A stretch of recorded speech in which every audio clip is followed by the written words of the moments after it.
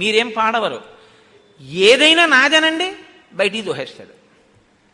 ఇది భరతుడి శ్లోకంలోంచి మీరు పట్టుకోవలసిన విషయం. ఇది వచ్చిందనుకోండి, మీ జీవితం నైవేద్యం పెట్టిన ప్రసాదం. ప్రసాదం మీరు తినడం కాదు, మీ జీవితమే ప్రసాదం. పూజ అంటే ఎంతసేపు చేస్తారండి? నాకు తెలియక అడుగుతాను. ఎంతసేపు పూజ గదిలో కూర్చుంటారు మీరు? అది కాదు పూజ అంటే. పూజ అంటే ఊపిరి తీసి ఊపిరి వదులుతున్నంత కాలము కూడా ఈశ్వరుని యందు కృతజ్ఞతాబుద్ధితో జీవించుట, అది ప్రసాదము. ఆయనే పెద్ద ప్రసాదం. అందుకే మన వాళ్ళు పేరు పెట్టేటప్పుడు ఈశ్వర ప్రసాద్, సూర్యప్రసాద్, ప్రసాద్ బాబు ఇలా పెడుతుంటారు. ప్రసాద్ అంటే ఏంటంటే జీవితము ఈశ్వర ప్రసాదంగా అనుభవిస్తాడు అని వాళ్ళు కోరుకున్నారు. నువ్వు అలా బ్రతకాలి, అది దాని అర్థం. ఆయనే ప్రసాద స్వరూపుడు, ఈశ్వరుడి చేత మాకు ఇవ్వబడ్డాడు. ఈశ్వరుణ్ణి అలా అనుభవిస్తూ జీవితాన్ని తన ఈశ్వర ప్రసాదంగా ఇతను బతుకుతాడు అని వాళ్ళు కోరుకున్నారు. అందుకని ప్రసాదమే ప్రసాద్గా తిరుగుతూ ఉంటుంది ఈ లోకంలో. అందులో తెలుగుదేశంలో అంటే నా ఉద్దేశం ఆంధ్రదేశంలో ఇక్కడ ఎక్కువ ఈ ప్రసాద్ అనబడేటటువంటి పేరు. కాబట్టి ఈ విషయాన్ని భరతుడు చాలా అందంగా మాట్లాడతాడు. ఎక్కువసేపే 4 గంటల సేపు ప్రసంగాలు ఏం చేయడు, 2 శ్లోకాలు చెప్తాడు. నేనంటే ఇంత దాన్ని ముందుకి వెనక్కి లాగుతాను, కానీ 2 మాటలు చెప్తాడు. చక్కగా అర్థం చేసుకుంటాడు. అర్థం చేసుకోవడానికి ఎదురుకుండా ఉన్నవాడు బ్రహ్మర్షి అండి, మహానుభావుడు.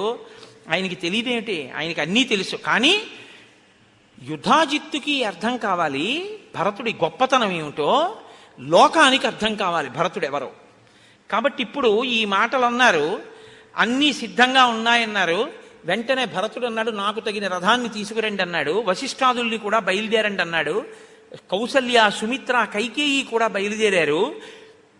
అయోధ్యలో ఎక్కడైనా ఎవరైనా మిగిలిపోతేట తతస్సముత్థాయ కులే కులేతే రాజన్య వైశ్య వృషలాశ్చ విప్రాహ అయూయుజన్నుస్ట్రఖరాన్ రథాంశ్చ నాగాన్ హయాంశ్చైవ కుల ప్రసూతాన్. ప్రతి ఇంటిలో వీళ్ళు వాళ్ళు అని చెప్పడానికి వీలు లేకుండా 4 వర్ణముల వాళ్ళు, ప్రతి ఇంట్లోంచి ఏనుగులు, గుర్రాలు, ఒంటెలు అన్నిటినీ తీసుకుని మొత్తం అందరూ కలిసి రామచంద్రమూర్తి దర్శనం కోసం, రామచంద్రమూర్తిని వెనక్కి తీసుకురావడం కోసమని బయలుదేరి వెళ్ళిపోతున్నారట. ఇందులో మంత్రులు, పురోహితులు ముందు నిలబెట్టారు. ఎప్పుడు మీరు రామాయణం చదువుకోవడం బాగా అర్థమైతే మీకు ఎప్పుడూ ఒక విషయం జ్ఞాపకం ఉండాలి. మీరు ఏ మంగళ కార్యం మీద పెడుతున్నా మీ ముందు మీ పురోహితులు నడుస్తూ ఉండాలి. మీకన్నా ముందు మీకు ఆలోచన చెప్పేటటువంటి పెద్దలు మీకు ముందు ఉండాలి, అంతేకాని వాళ్ళని వెనక పెట్టి మీరు ముందు నడవకూడదు. మీ ముందు వారు ఉండాలి. కాబట్టి మంత్రి పురోహితులు ముందు నడిచారు. నడుస్తుంటే ఆ పైన మేలుజాతి గుర్రాలు వాటిని అధిరోహించి దగ్గరగా చాలామంది, కొన్ని వేల మంది వీరులు అనుగమిస్తున్నారు. 9,000 ఏనుగుల మీద వీరులు వస్తున్నారు. 60,000 రథాలతో కొంత సైన్యం బయలుదేరింది. 1,00,000 మంది ఆశ్వికులు బయలుదేరారంటే గుర్రం మీద ప్రయాణం చేసేవాళ్ళు 1,00,000 మంది వస్తున్నారు. ఇది కాకుండా అసలు లెక్క పెట్టడానికి వీలు లేనంత రీతిలో ఆకాశమంతా ఆ డెక్కల నుంచి పాదముల నుంచి రేగిన ధూళితో నిండిపోయిందిట. అంత పెద్ద పరివారం అయోధ్య అంతా ఖాళీ చేసేసి మొత్తం బయలుదేరి మేము వనాన్ని అయోధ్య చేస్తామని ఎలా అన్నారో అలా బయలుదేరి వెళ్ళిపోయారు. అది పూనిక భక్తి అన్న మాటకు అది అర్థం. వెళ్ళిపోవాలనుకున్నారంతే, వెళ్ళిపోయారంతే. అందరూ కలిసి బయలుదేరారు. అందరూ వెళ్ళిపోతూ అనుకుంటున్నారట. వాళ్ళందరూ దేని గురించి మాట్లాడుకుంటున్నారు వెళ్ళిపోతూ? పోన్లేరా ఏదో సరదాగా బాగానే దొరికింది, భరతుడు అన్నం పెడతాడు, 4 రోజులు ఏదో తిరిగి వద్దామని చెప్పి వెళ్ళినటువంటి జనం గారు వాళ్ళందరూ. వాళ్ళు వెళుతూ వాళ్ళు మాట్లాడుకున్నది ఏమిటో తెలుసా? ప్రయాతశ్చార్య సంఘాత రామం ద్రష్టుం సలక్ష్మణం తస్యైవ చ కథాశ్చిత్రాః కుర్వాణా హృష్టమానసాః మేఘశ్యామం మహాబాహుం స్థిరసత్వం దృఢవ్రతం కదా ద్రక్ష్యామహే రామం జగతః శోకనాశకం. ఏమి ఆశ్చర్యం రా లోకంలో!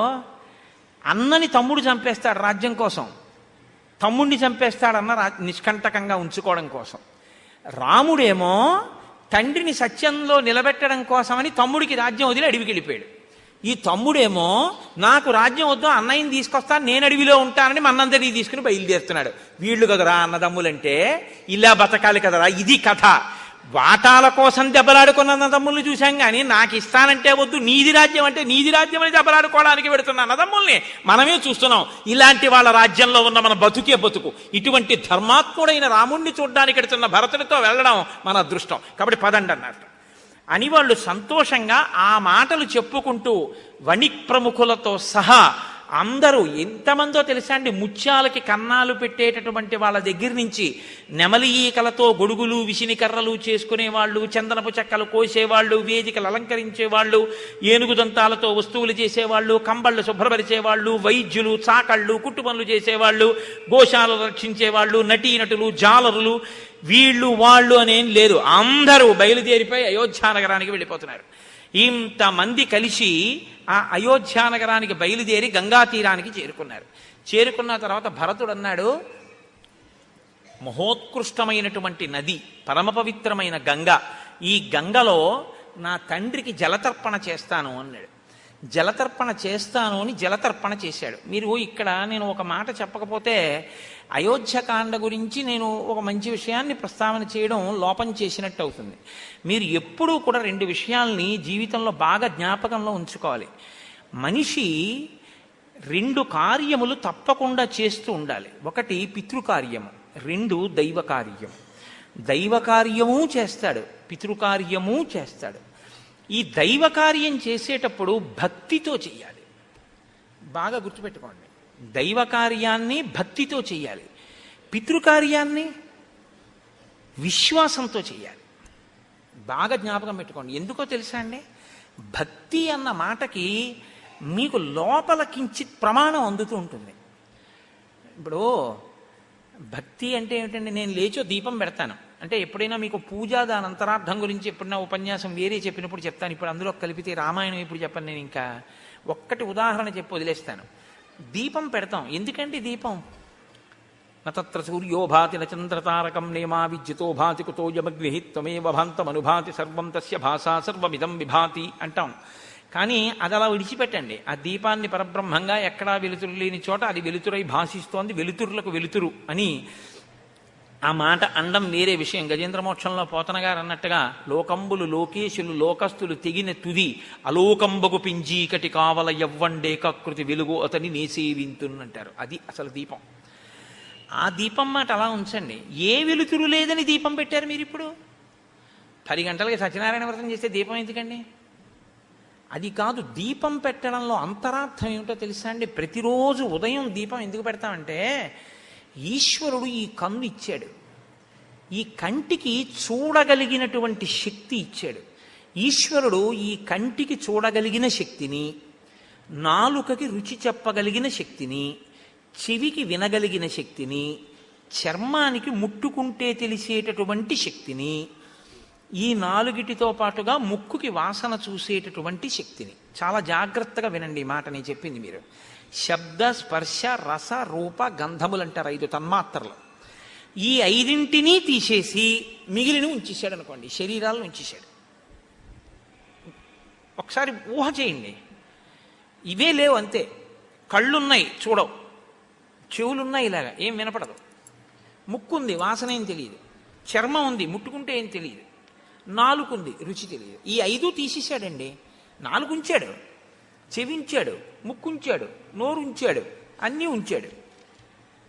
ఇప్పుడు మీకు లోకంలో జలపాతాలతోటి, పెద్ద పెద్ద పర్వత శిఖరాలతోటి, సూర్యబింబం ఉదయించడంతో, చంద్రబింబం ప్రకాశించడంతో, ఈశ్వరమూర్తిని చూడడంతో, లోకంలో ప్రకృతిలో ఉన్నటువంటి అందాలతో మీకేమైనా అనుబంధం ఉందా? మీరు అనుభవించేది ఏమైనా ఉందా? ఏం లేదు. అంటే మీరు చూసేది ఏం లేదు. ఇక మీకు రామాయణాది కావ్యములతో కానీ, భారతం వంటి ఇతిహాసములతో కానీ మీకేమైనా అవసరం ఉందా? మీరు వినేదేం లేదు. నిప్పు కణిక తీసుకొచ్చి నాలుక మీద పెట్టినా, మైసూర్ పాక్ తీసుకొచ్చి నాలుక మీద పెట్టినా మీకు ఒకటే. ఎందుకనంటే మీ నాలుకకు రుచి తెలియదు, ఏది తిన్నా ఒకటే. పెంట కుప్ప మీద పేడ తీసుకొచ్చి ముక్కు దగ్గర పెట్టినా అంతే, మల్లె పువ్వు తీసుకొచ్చి ముక్కు దగ్గర పెట్టినా అంతే. కాబట్టి దేని సౌరభము మీకు తెలియదు. నిప్పు కనకనలాడుతున్న నిప్పు తెచ్చి చర్మం మీద పెట్టినా అంతే, మంచు గడ్డ తెచ్చి పెట్టినా అంతే. ఇప్పుడు లోకంలో ఈశ్వరుడు ఎన్ని అందాలు సృష్టించాడో, ఎన్ని రకాలుగా ఇవే మీరు అనుభవిస్తారు మార్చి. బాగా గుర్తుపెట్టుకోండి, దీన్నే మీరు హెచ్చవేస్తారు లోకంలో భోగముల కింద. భోగములన్నీ ఇందులోకే వచ్చేస్తాయి, 5 మీరు ఎన్ని చూసినా. బెంగళూరు వెళ్ళానండి అంటాడు, ఏం చేసావు? ఏదో చూసి వచ్చానండి అంటాడు. అమెరికా వెళ్ళానండి, ఏం చేసావు? నయాగరా జలపాతం చూశానండి. ఎన్ని నువ్వు మార్చి మార్చి చూసిన సుఖాలన్నీ దీంతోనే. ఎన్ని రుచులు మార్చి మార్చి తిన్నా దీంతోటే. ఎన్నిటిని మార్చి మార్చి ముట్టుకున్నా దీంతోటే. ఎన్నిటిని మార్చి మార్చి విన్నా దీంతోటే. సమస్త భోగములు ఈ 5 తీసుకొచ్చాడు ఈశ్వరుడు అనుభవించడానికి. ఇప్పుడు ఈ 5 ఈశ్వరుడు తీసేశాడు అనుకోండి, మీకు అసలు భోగం అన్నది జీవితంలో లేదిహ. శాపగ్రస్తం. ఈ 5 మీరు తెచ్చుకున్నవి కావు, మీకు మీ తల్లిదండ్రులు ఇచ్చినవి కావు, ఈశ్వరుడే ఇచ్చాడు.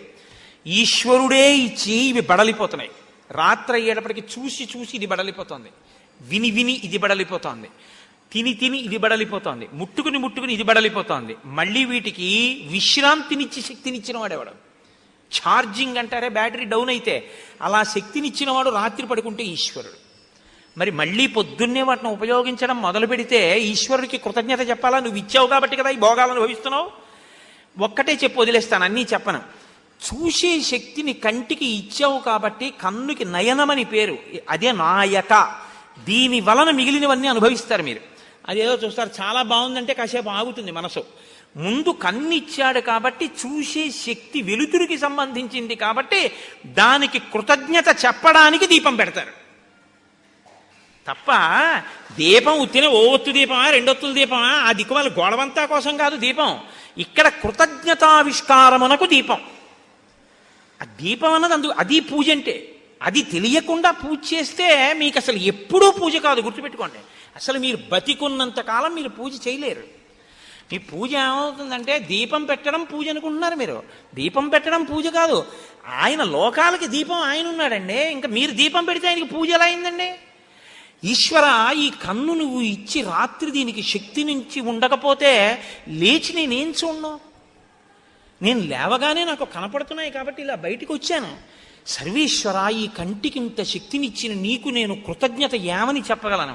చెప్పడానికి నాకు ఇంకో అవకాశం లేక ఇక్కడ దీపం పెడుతున్నాను. ఒక్క నమస్కారం చేసి ఆనందంతో చూశారనుకోండి ఇలా ఆ ఈశ్వరమూర్తి వంక, అది పూజ. భక్తి అన్నమాట కృతజ్ఞతతో అనుబంధముతో ముడిపడుతుంది. నేను పూజ అంతా చెప్పడం కుదరదు, ఇప్పుడు చెప్పలేను. ఎప్పుడైనా మీకు వేరే ఉపన్యాసంలో చెప్పే అవకాశం వస్తే చెప్తాను. కాబట్టి అది ఇప్పుడు ఏమవుతుంది? కృతజ్ఞత భక్తి కలిస్తే పూజ అవుతుంది. చచ్చిపోయిన నాన్నగారికి నీళ్లు విడిచిపెడితే ఆయనకి దాహం తీరింది ఎలా తెలుస్తుంది? తెలుస్తుందా? విశ్వాసము. వేదం చెప్పింది వెడుతుందని విశ్వాసము. ఈ విశ్వాసమునకు గుర్తేమిటో తెలుసా అండి? సమాజంలో ముందు ఎవరుండి చెయ్యాలో వాళ్ళు చెయ్యాలి. అది ఎవరుండి చెయ్యాలని చెప్తోంది వేదం. ఎవడు యజ్ఞోపవీతంతో ఉన్నాడో జంజంతో ఉన్నాడో వాడు చెయ్యాలి. అందుకే ఈ విశ్వాసం అన్న మాటకి గుర్తేమిటో తెలుసా? ఎప్పుడూ తూర్పుకే కూర్చుంటారు. పూజ చేసినా తూర్పుకే, తద్దినం పెట్టినా తూర్పుకే. కానీ యజ్ఞోపవీతం మాత్రం భుజాన్ని మారుతుంది. యజ్ఞోపవీతం ఎడం భుజం మీద ఉందనుకోండి, పూజ చేస్తున్నాడని గుర్తు. ఉత్తరీయం ఎడం భుజం మీద ఉందనుకోండి, మంగళకార్యంలో ఉన్నాడని గుర్తు. ఎడం భుజం మీద ఎందుకు ఉంటుంది అంటే, నేను తూర్పుకి తిరిగి ఇలా కూర్చున్నాను అనుకోండి, నా ఎడం చేతి పక్కకి ఏ దిక్కు ఉంటుంది? ఉత్తర దిక్కు ఉంటుంది. ఉత్తర దిక్కున ఎవరున్నారు? దేవతలు ఉన్నారు. ఉత్తర దిక్కున ఉన్న దేవతల్ని ఆరాధించడానికి కూర్చున్నాను కాబట్టి యజ్ఞోపవీతం ఎడం భుజం మీద ఉంటుంది. నేను పితృదేవతలను ఆరాధిస్తున్నాను అనుకోండి, పితృదేవతలు ఎటుంటారు? దక్షిణ దిక్కున ఉంటారు. దక్షిణ దిక్కు నా కుడి చేతి పక్కన ఉంటుంది. అందుకని యజ్ఞోపవీతం కుడి భుజం మీద కడుతుంది. యజ్ఞోపవీతాన్ని అపసవ్యం అందుకు చేస్తారు. పితృకార్యం చేస్తే కుడి భుజం మీదకి వెళ్ళిపోతుంది యజ్ఞోపవీతం. ఇటువైపుకి తిప్పి వేసుకుంటారు. వేసుకుని తద్దినం పెడతాడు. పితృకార్యము చెయ్యట్లేదు, దేవకార్యము చెయ్యట్లేదు.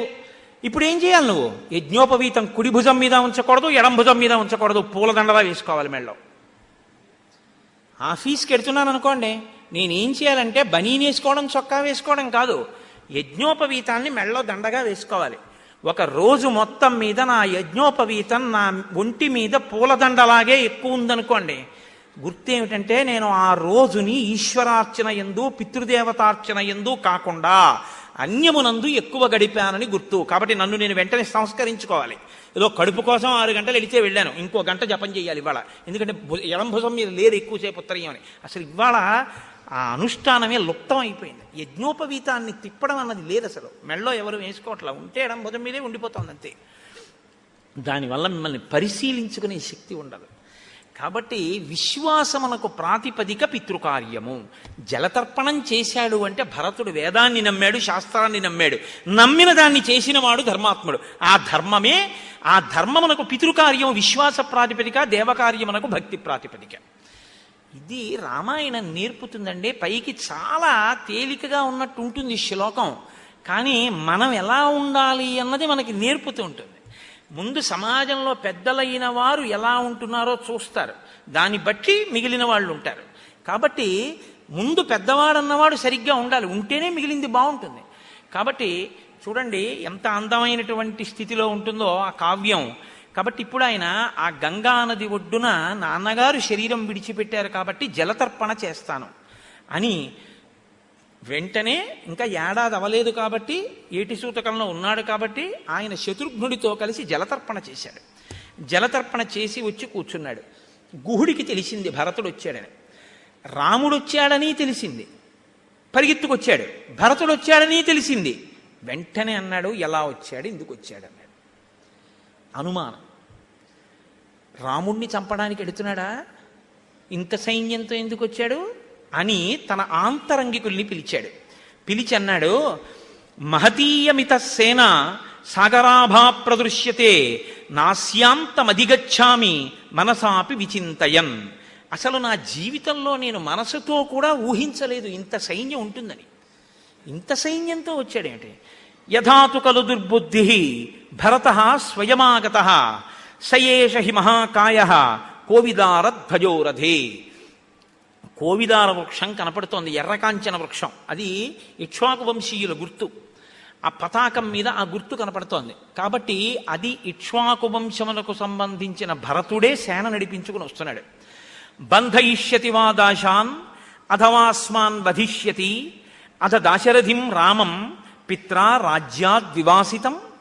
తప్పకుండా ఈ కైకేయీసుతుడు రాజ్యాన్ని హస్తగతం చేసుకుని అకంటకం చేయడం కోసం రాముణ్ణి చంపడానికే బయలుదేరాడు, లేదా రాముణ్ణి బంధించడానికని బయలుదేరాడు. అందుకే ఇంత సైన్యంతో వెళ్తున్నాడు. సంపన్నాం శ్రియమన్విచ్చన్ తస్య రాజ్ఞ సుదుర్లభాం భరత కైకేయీ పుత్రో హంతుం సమధిగచ్చతి. ఈయన ఎలాగైనా తన కోరిక తీర్చుకోవడం కోసమని రాజ్యాన్ని సుస్థిరం చేసుకోవాలన్న పూనికతో ఉన్నాడు. అందుకని రాముణ్ణి చంపడమే లక్ష్యంగా ఈ సైన్యంతో వెడుతున్నాడు.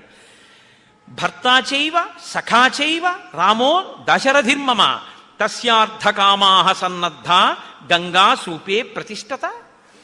నాకో భరతుడు ఎవరిని చంపుదామనుకుంటున్నాడో ఆ రాముడే నాకు భర్త. భర్త అంటే నన్ను భరించేటటువంటి వాడు, నాకు ప్రభువు, ఆయన యందు నాకు ఆ భక్తి ఉంది. సఖాచైవ, ఆయనే నా మిత్రుడు. రామో దశరథిర్మమ, ఆ రాముడు దాశరథి. భరతుడు దాశరథి కాడా, ఆ రాముడే దాశరథి. అంటే నిజంగా ఒక తండ్రికి కొడుకు అన్న మాటకి అర్థం అయింది. ఎందుకంటే రాజ్యాన్ని అడవికి వెళ్ళిపోయాడు, రాజ్యం వదిలి. ఈయన ఇచ్చిన రాజ్యం సుసంపన్నం చేసుకోవడానికి రాముడిని చంపడానికి వెళ్తున్నాడు. ఇది మనసులో భావన. కాబట్టి తస్యార్థకామాహ సన్నద్ధ గంగాసూపే ప్రతిష్టత. ఈయన ఇప్పుడు గంగానదిని దాటడం కోసమని గంగానది తీరంలో విడిది చేసి ఉన్నాడు. మీ అందరూ నా దగ్గర ఉన్నటువంటి యోధులు విలుకాండ్రు 500 మంది ఉన్నారు. మీరు ఏం చేస్తారంటే, మన దగ్గర 100 పడవలు ఉన్నాయి. మీ అందరూ కూడా ఆ పడవల మీద నించోండి. ఆ పడవల మీద 500 నావలు ఉన్నాయి. 500 నావల మీద ఒక్కొక్క నావ మీద 100 మంది చొప్పున నించోండి. గంగా తీరంలో కనపడకుండా పడవలలో నిలబడి ఉండండి. నిజంగా కాని ఒకవేళ రాముణ్ణి చంపడానికే భరతుడు బయలుదేరుతుంటే నేను మీకు సంకేతం ఇస్తాను. వీళ్ళు గంగ దాటి వెళ్ళడానికి వీల్లేదు. మనం వీళ్ళని ముంచేయడమో, మనం యుద్ధం చేయడమో, చంపేయడమో ఏదో ఒకటి చెయ్యాలి. అంటే రాముడి మీద భక్తి అటువంటిది. నేను అసలు ఆయన ఉద్దేశ్యం ఏమిటో కనుక్కొస్తాను. కాబట్టి ఈలోగా మీరు మాత్రం సన్నద్ధంగా మాటు వేసి ఉండండి అన్నాడు.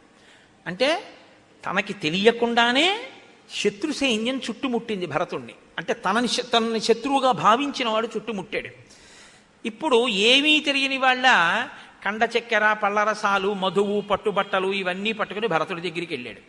సుమంత్రుడు భరతుడి దగ్గరికి ప్రవేశపెట్టాలంటే ముందు చూస్తారు కదండి. సుమంత్రుడు భరతుడి దగ్గరికి వెళ్ళన్నాడు, ఈ గుహుడు రాముడికి గొప్ప స్నేహితుడు. ఈయన రాముడు ఇక్కడ పడుకున్నప్పుడు చాలా ఆతిథ్యం ఇచ్చాడు. ఈయనే గంగ దాటించాడు. పైగా ఈయన బోయవాడు. ఈయన దగ్గర ఉన్న వాళ్ళందరూ బోయవాళ్ళు, అరణ్యంలో తిరగడంలో సిద్ధహస్తులు. కాబట్టి రాముడు ఎక్కడున్నాడో ఈయనకి తెలుస్తుంది. మనం ఇతని సహకారం తీసుకోవడం మంచిది. కాబట్టి భరత, నువ్వు ఆయనతో మాట్లాడు అన్నాడు. అంటే ఆ గుహుణ్ణి లోపలికి ప్రవేశపెట్టారు. వచ్చాడు, గుహుడు కూర్చున్నాడు. మీరు వస్తున్నాను అని నాకు ముందు కబురు చేస్తే మీ సైన్యానికి అంతటికీ ఆతిథ్యం ఏర్పాటు చేసి ఉండేవాణ్ణి. మీరు అకస్మాత్తుగా వచ్చారు. నేను చెయ్యగలిగింది మాత్రమే నేను చెయ్యగలుగుతున్నాను. కాబట్టి మీరు దేని కొరకు వచ్చారో నాకు చెప్పవలసింది, నేను చెయ్యగలిగిన ఉపకారం చేస్తాను అంటే ఆ భరతుడు అన్నాడు, కతరేణ గమిష్యామి భరద్వాజాశ్రమం గుహ గహనోయం భృశం దేవో గంగాసూపో దురత్యయ. ఏమీ లేదు నాయన, మేము ఈ గంగానదిని దాటి భరద్వాజుని యొక్క ఆశ్రమాన్ని చేరుకోవాలి. కాబట్టి మమ్మల్ని నువ్వు జాగ్రత్తగా గంగ దాటించు అంటే గుహుడు అన్నాడు, తస్య తద్వచనం శ్రుత్వా రాజపుత్రస్య ధీమతః అబ్రవీత్ ప్రాంజలిర్వాక్యం గుహో గహనగోచరః.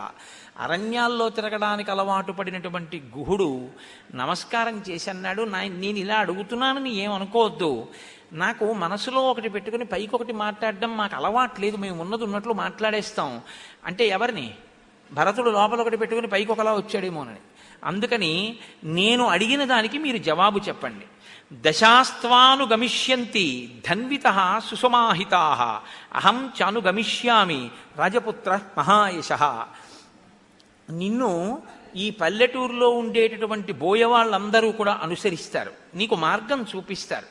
కానీ నాకు ఒక అనుమానం పీడిస్తోంది. అందుకని నేను నీకు సహాయం చేయడంలో కొంచెం వెనుకంజ వేస్తున్నాను.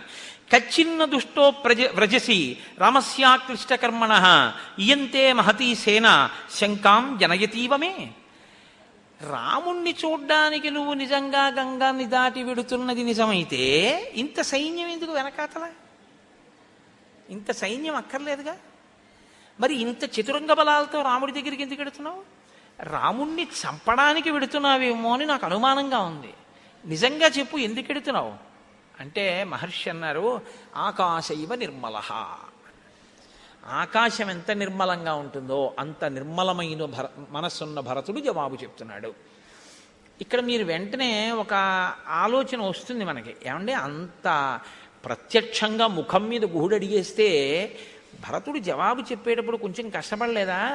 ఇది ఎక్కడి ప్రారంధం రా, ప్రతివాడు ఇలా చూసి అడుగుతాడు నన్ను, అందులో ఒక గుహుడు ఓ బోయేవాడు కూడా నన్ను ఇలా అడిగేవాడే అని ఆయనకి కోపం రాలేదా అని మనకు అనిపిస్తుంది. ఆకాశ ఇవ నిర్మలః అంటే అర్థం ఏమిటో తెలుసా అండి? ఆకాశంలోకి మబ్బులు వస్తాయి పోతాయి, ఆకాశం అలాగే ఉంటుంది. అలా భరతుడు ఎందుకు కదలిక లేకుండా ఉండగలిగాడో తెలుసా? గుహుణ్ణి అర్థం చేసుకున్నాడు. ఎలా అర్థం చేసుకున్నాడో తెలుసా? రాముడి పట్ల ఒక బోయవాడికి ఇంత ప్రేమ ఉందంటే నా అన్నగారికి నేనే కాదు ఎంతమంది ప్రేమిస్తారో మా అన్నగారిని, నిజంగా ఇంతమంది ప్రేమని పొందిన నా అన్న ధన్యాత్ముడు కదా అని సంతోషించినటువంటి భరతుడి మనసు కుందదో. ఇది భరతుడి హృదయం. అంత బాగా అర్థం చేసుకుంటాడు. అందుకనే ఆకాశ ఇవ నిర్మలః, దాని మీదకి మబ్బులు వచ్చి అది కదిలిపోయే అవకాశం లేదు. అలా అర్థం చేసుకున్నాడు ఆయన యొక్క విషయాన్ని. తెలియనివాడు కాబట్టి ఇలా అడిగాడు. దీనికి మనం బాధపడక్కర్లేదు. ఎంత ప్రేమో రాముడి మీద, తెలియని తనం, పాపం నేనేదో చంపుతాననుకుంటున్నాడు, అందుకని ఇలా అన్నాడని అన్నాడు. మా భూత్సకాలో యత్ కష్టం నమాం శంకితుమర్హసి రాఘవ సహిమే భ్రాత జ్యేష్ఠ పితృ సమోమతః. నీవు అన్న మాట నా జీవితంలో ఏ కాలమునందు రాకుండుగాక, రాముణ్ణి చంపడం అన్న మాటే అసలు రాకుండుగాక. నాకు తండ్రి అయినా అన్నయ్య అయినా అన్నీ మా రామచంద్రమూర్తి. అటువంటి వాణ్ణి వెనక్కి తీసుకురావడం కోసమని వెడుతున్నాను. తం నివర్తయితుం యామి కాకుత్సం వనవాసినం బుద్ధిరన్యానతే కార్య గుహ సత్యం బ్రవీతిమే. గుహ, నేను సత్యం చెప్తున్నాను, నన్ను నమ్ము. మేమందరం కలిసి వెళ్ళి అడిగితే వెనక్కి వస్తాడు అని నేనే వీళ్ళందరినీ ఆజ్ఞాపించి తీసుకెళ్తున్నాను. నన్ను నమ్ము, గంగ దాటించు, మేము భరద్వాజాశ్రమానికి ఎడదామన్నాడు. అంటే గుహుడు అన్నాడు, ధన్యస్త్వం నత్వయాతుల్యం పశ్యామి జగతీతలే అయత్నాదాగతం రాజ్యం యస్త్వం త్యక్తు మిహేచ్ఛసి. ప్రయత్నం చెయ్యకుండా వచ్చినటువంటి ఇంత పెద్ద రాజ్యాన్ని అన్నగారి మీద భక్తితో విడిచిపెట్టినటువంటి ధర్మాత్ముణ్ణి నిన్నే చూస్తున్నాను భరత. నీ వంటి మహాత్ముడు ఉండడు. అరమరిక లేకపోవడం అంటే అనుమానం ఎలా వస్తుందో అభినందన అలాగే వస్తుంది. కాబట్టి వెంటనే గుహుడు అభినందించాడు. నిద్ర పట్టక భరతుడు ఆ రాముడు పాపం ఎంత కష్టపడుతున్నాడో, మా అమ్మ సీతమ్మ ఎంత కష్టపడుతోందో, లక్ష్మణుడు ఎంత కష్టపడుతున్నాడో అంటున్నట్ట. పైకి ఎలా ఉన్నాడు? చక్కగా ఆభరణములు ధరించాడు, పట్టుపుట్టం కట్టుకున్నాడు, చక్కగా కూర్చున్నాడు, అందరూ తన మాట వింటున్నారు. లోపల మాత్రం ఎలా ఉన్నాడు? మహర్షి అంటారు, అంతర్దాహేన దహన సంతాపయతి రాఘవం వనదాహాభిసంతప్తం గూఢోగ్నిరివ పాదపం. అరణ్యంలో దావాగ్ని అంటుకుంది, ఒక చెట్టు కాలిపోయింది, కానీ చెట్టు ఇంకా అలా నిలబడింది, అది కింద పడిపోలేదు, పూర్తిగా కాలిపోలేదు. ఆ మంటల వేడి తాపమునకు దాని ఆకులన్నీ కాలిపోయి కొమ్మలతో మాత్రం అలా ఉండిపోయింది. ఇప్పుడు ఆ చెట్టును చూస్తే ఏమనిపిస్తుందంటే మనకి, ఈ చెట్టు పూర్తిగా కాలిపోలేదు, ఈ చెట్టు బతికే ఉందంటాం. కానీ ఏమైందంటే ఆ చెట్టుకు తొర్ర ఉంది. ఈ మంట, ఆ దావాగ్ని మండుతున్నప్పుడు ఒక పెద్ద నిప్పు కణం ఒకటి వెళ్ళి ఆ తొర్రలో పడింది. అది లోపల ఉన్నటువంటి ఎండిపోయిన చితుకులతో రగులుకుంటోంది. రగులుకునేది మంట అవుతోంది లోపల. లోపల ఆ తొర్రలో మంట పుడుతున్నప్పుడు ఆ చెట్టు ఎంత బాధతో ఉంటుందో. ఒక్క కొమ్మ కాలితే పర్వాలేదు, తొర్రే కాలిపోతుంటే ఆ చెట్టు ఎలా ఉంటుందో భరతుడు అలా ఉన్నట్టు. అందుకని లోపల బాధ, ఎన్ని కష్టాలు పడుతున్నాడు, ఎంత అపనింద పడిపోయాను, నేను అడగనిది ఎందుకు కోరింది మా అమ్మ. అందుకని నిద్ర పట్టక ఏడుస్తున్నట్ట. ఏడుస్తూ ఆ గుహుణ్ణి పిలిచి, ఇక్కడికి వచ్చాడు కదా రామచంద్రమూర్తి, లక్ష్మణుడు వచ్చాడు కదా, మా అమ్మ సీతమ్మ వచ్చింది కదా, వాళ్ళు ఎలా ఉన్నారో చెప్తావా అన్నట్ట. ఉపశాంతి రాముడి గురించి వింటే. అంటే మహర్షి అంటారు, అచచక్షేద సద్భావం లక్ష్మణస్య మహాత్మనః భరతాయ అప్రమేయాయ గుహో గహనగోచర. అరణ్యములలో తిరిగేటటువంటి గుహుడు లక్ష్మణుడి గురించి రాముడికి చెప్తున్నాడు. రాముడికి పుట్టినవాడు లక్ష్మణుడు, లక్ష్మణుడు భరతుడికి తోడబుట్టినవాడు. తోడబుట్టిన భరతుడి గురించి, తోడబుట్టిన లక్ష్మణుడి గురించి భరతుడికి ఎక్కువ తెలుస్తుందా, గుహుడికి ఎక్కువ తెలుస్తుందా? కానీ గుహుడు రామకథ చెప్తుంటే, లక్ష్మణుడి గురించి చెప్తుంటే, సీతమ్మ గురించి చెప్తుంటే ఎంతో ఉపశాంతితో వింటున్నాడు. ఎందుకు వింటున్నాడు అంటే, రామకథ ఎటువంటి తాపాన్ని తీర్చగలదు. ఆ రామ సంకీర్తనకి, రామనామానికి, రామకథకి ఉన్న శక్తి అటువంటిది. అది తెలుసున్నవాడు చెప్పాడా, తెలియనివాడు చెప్పాడా కాదు, అసలు చెప్తే చాలు. మీరు నాలుక పిడతిరిగిపోతోందండి, పిచ్చి దాహం వేస్తోంది. ఆ దాహంలో మీరు వెళ్ళిపోతుంటే మీ ఎదురుగుండానే చాలా పరుషమైనటువంటి వృత్తి చేత జీవనం చేసేటటువంటి ఒక వ్యక్తి, అరే దాహంతో ఉన్నారా అని తన దగ్గర ఉన్న కుండ తిప్పి నీళ్లు పోశాడు. ఇప్పుడు మీరు ఆ కుండలో నీళ్లు తాగుతున్నారు. మీకు ఆ వ్యక్తి యోగ్యతాయోగ్యతలు కావాలా, నీళ్లు కావాలా? రామకథ అంతే. దాహం మీకుంటే నీళ్ళు ఎలా కావాలో, ఆకలి మీకుంటే అన్నం ఎలా కావాలో, ప్రాణం కావాలనుకుంటే ఊపిరి ఎలా కావాలో, బతుకు బాగుండాలనుకున్న వాడికి రామకథ కావాలి, రామనామం కావాలి. ఎవడు చెప్పాడన్నది అక్కర్లేదు. కాబట్టి అచచక్షేద సద్భావం లక్ష్మణస్య మహాత్మనః భరతాయ అప్రమేయాయ గుహో గహనగోచర. ఆ గుహుడు చెప్తుంటే వింటున్నట్ట. ఆయన చెప్తున్నాడు, ఏమి చెప్పనయ్యా, రామచంద్రమూర్తి ఇక్కడికి వచ్చి కూర్చున్నారు ఇంగుదీ వృక్షం కింద, ఎన్నో పదార్థాలు ఉన్నాయి రామా తినండి అన్నాను. నాయన మేము క్షత్రియులం, మహారాజులం, ఒకరికి పెట్టాలి తప్ప ఇలా ఒకరి దగ్గర తినేసి వాళ్ళని ఇబ్బంది పెట్టకూడదు, నాకు దోచెడు నీళ్లు చాలు. మా నాన్నగారి గుర్రాలకి గడ్డి పెట్టవయ్యా అన్నాడు. ఇక్కడే పడుకున్నాడు. తల్పం ఇస్తానంటే వద్దన్నాడు. నేను తృణములు అంటే గడ్డి తీసుకొచ్చి వేసి దాని మీద ఆకులు వేశాను. ఆకులు వేస్తే ఆ శయనం మీద రాముడు పడుకున్నాడు. పక్కన మా తల్లి సీతమ్మ పడుకుంది. నేను లక్ష్మణుడి దగ్గరికి వెళ్ళి అన్నాను, లక్ష్మణ నువ్వు పడుకో, పక్క వేస్తానన్నాను. అంటే ఆయన అన్నాడు, ఏమయ్యా లేకలేక పుట్టినటువంటి రామచంద్రమూర్తి ఇలా సీతమ్మతో కలిసి పడుకుంటే నా జీవితంలో నిద్ర పడుతుందా? నాకు సుఖం కలుగుతుందా అన్నాడయ్యా. అంటే ఒక తమ్ముడు అటువంటి వాడు, నువ్వు ఇంకా మనసులో ఏమైనా ఉందేమో అని అనుమానం భరతుడికి, ఆ గుహుడికి. అందుకని అటువంటి తమ్ముడయ్యా మహానుభావుడు నా దగ్గర ఏమీ పుచ్చుకోలేదు. వెళ్ళిపోతూ వెళ్ళిపోతూ పడవ ఎక్కి గంగ దాటి తండ్రిని సత్యమునందు నిలబెట్టడం కోసం అరణ్యానికి వెళ్ళిపోయాడయ్యా మహాతేజోమూర్తి రామచంద్రమూర్తి. అంతటి ధర్మతత్పరుడయ్యా. అంటే భరతుడు అన్నాడు, ఏది మా అన్నయ్య వదిన పడుకున్న పక్క అన్నాడు. ఇది ఎవరు వెయ్యగలిగిన ప్రశ్నో తెలుసా అండి? మా ఇంట్లోనండి మీరు కొంతమంది యొక్క మనస్సు ఎలా ఉంటుందో చూడండి. ఏదో ఒంట్లో బాగోలేదు అనుకోండి, ఏమంటే శృంగేరి పీఠంలో శారదాదేవికి అర్చన చేసిన కుంకం తీసుకొచ్చాం, మీరు పెట్టుకోండి అన్నాం అనుకోండి, వాళ్ళు వెంటనే అమ్మ నిజంగా ఇవాళ అమ్మవారి అనుగ్రహం అండి, నాకేం అవదో పర్వాలేదు, నాకు ధైర్యం వచ్చేసిందని చెప్పి ఆ బొట్టు తీసి కళ్ళకద్దుకుని పెట్టుకుంటాడు. బొట్టు బొట్టుగా రక్షిస్తుందా? బొట్టు శారదాదేవి పాదములకు అర్చన చేయబడిన ప్రసాదం మీ లలాటమును అలంకరిస్తోందన్న మీ బుద్ధి మిమ్మల్ని రక్షిస్తుందా? మీ బుద్ధి మిమ్మల్ని రక్షిస్తుంది. కుంకం రక్షించదు, మీ బుద్ధి మిమ్మల్ని రక్షిస్తుంది. ఆ ప్రసాదమన్న బుద్ధి మిమ్మల్ని రక్షిస్తుంది. రాముడు పడుకున్న పక్క చూస్తే భరతుడికి ఏమొస్తుందండి? అంటే మహానుభావుడు నేల మీద పడుకున్నాడా, దాన్ని చూసినా రాముణ్ణి చూసినంత తృప్తి, అంత ఆనందం. వెంకటేశ్వర స్వామి వారివి తిరుమల నుంచి ఉత్సవమూర్తులు మా ఊరు వచ్చాయంటారు. ఏదో ఇక్కడ కళ్యాణం చేస్తున్నారు, వెంకటాచలం నుంచి ఉత్సవమూర్తుల్ని తీసుకొచ్చంటే మొత్తం ఊళ్ళో ఉన్న లక్షలాది మంది వెళ్ళిపోయి ఆ గ్రౌండ్లో కూర్చుంటారు. ఏం ఊళ్ళో వెంకటేశ్వర స్వామి గుళ్ళు లేవా, వెంకటేశ్వర స్వామి ఉత్సవమూర్తులు లేవా, మీరు ఎప్పుడు కళ్యాణం చూడలేదా? అంటే తిరుమల వెంకటేశ్వరుడు నడిచి మా ఊరు వచ్చాడా అలా అంటాయేంటి?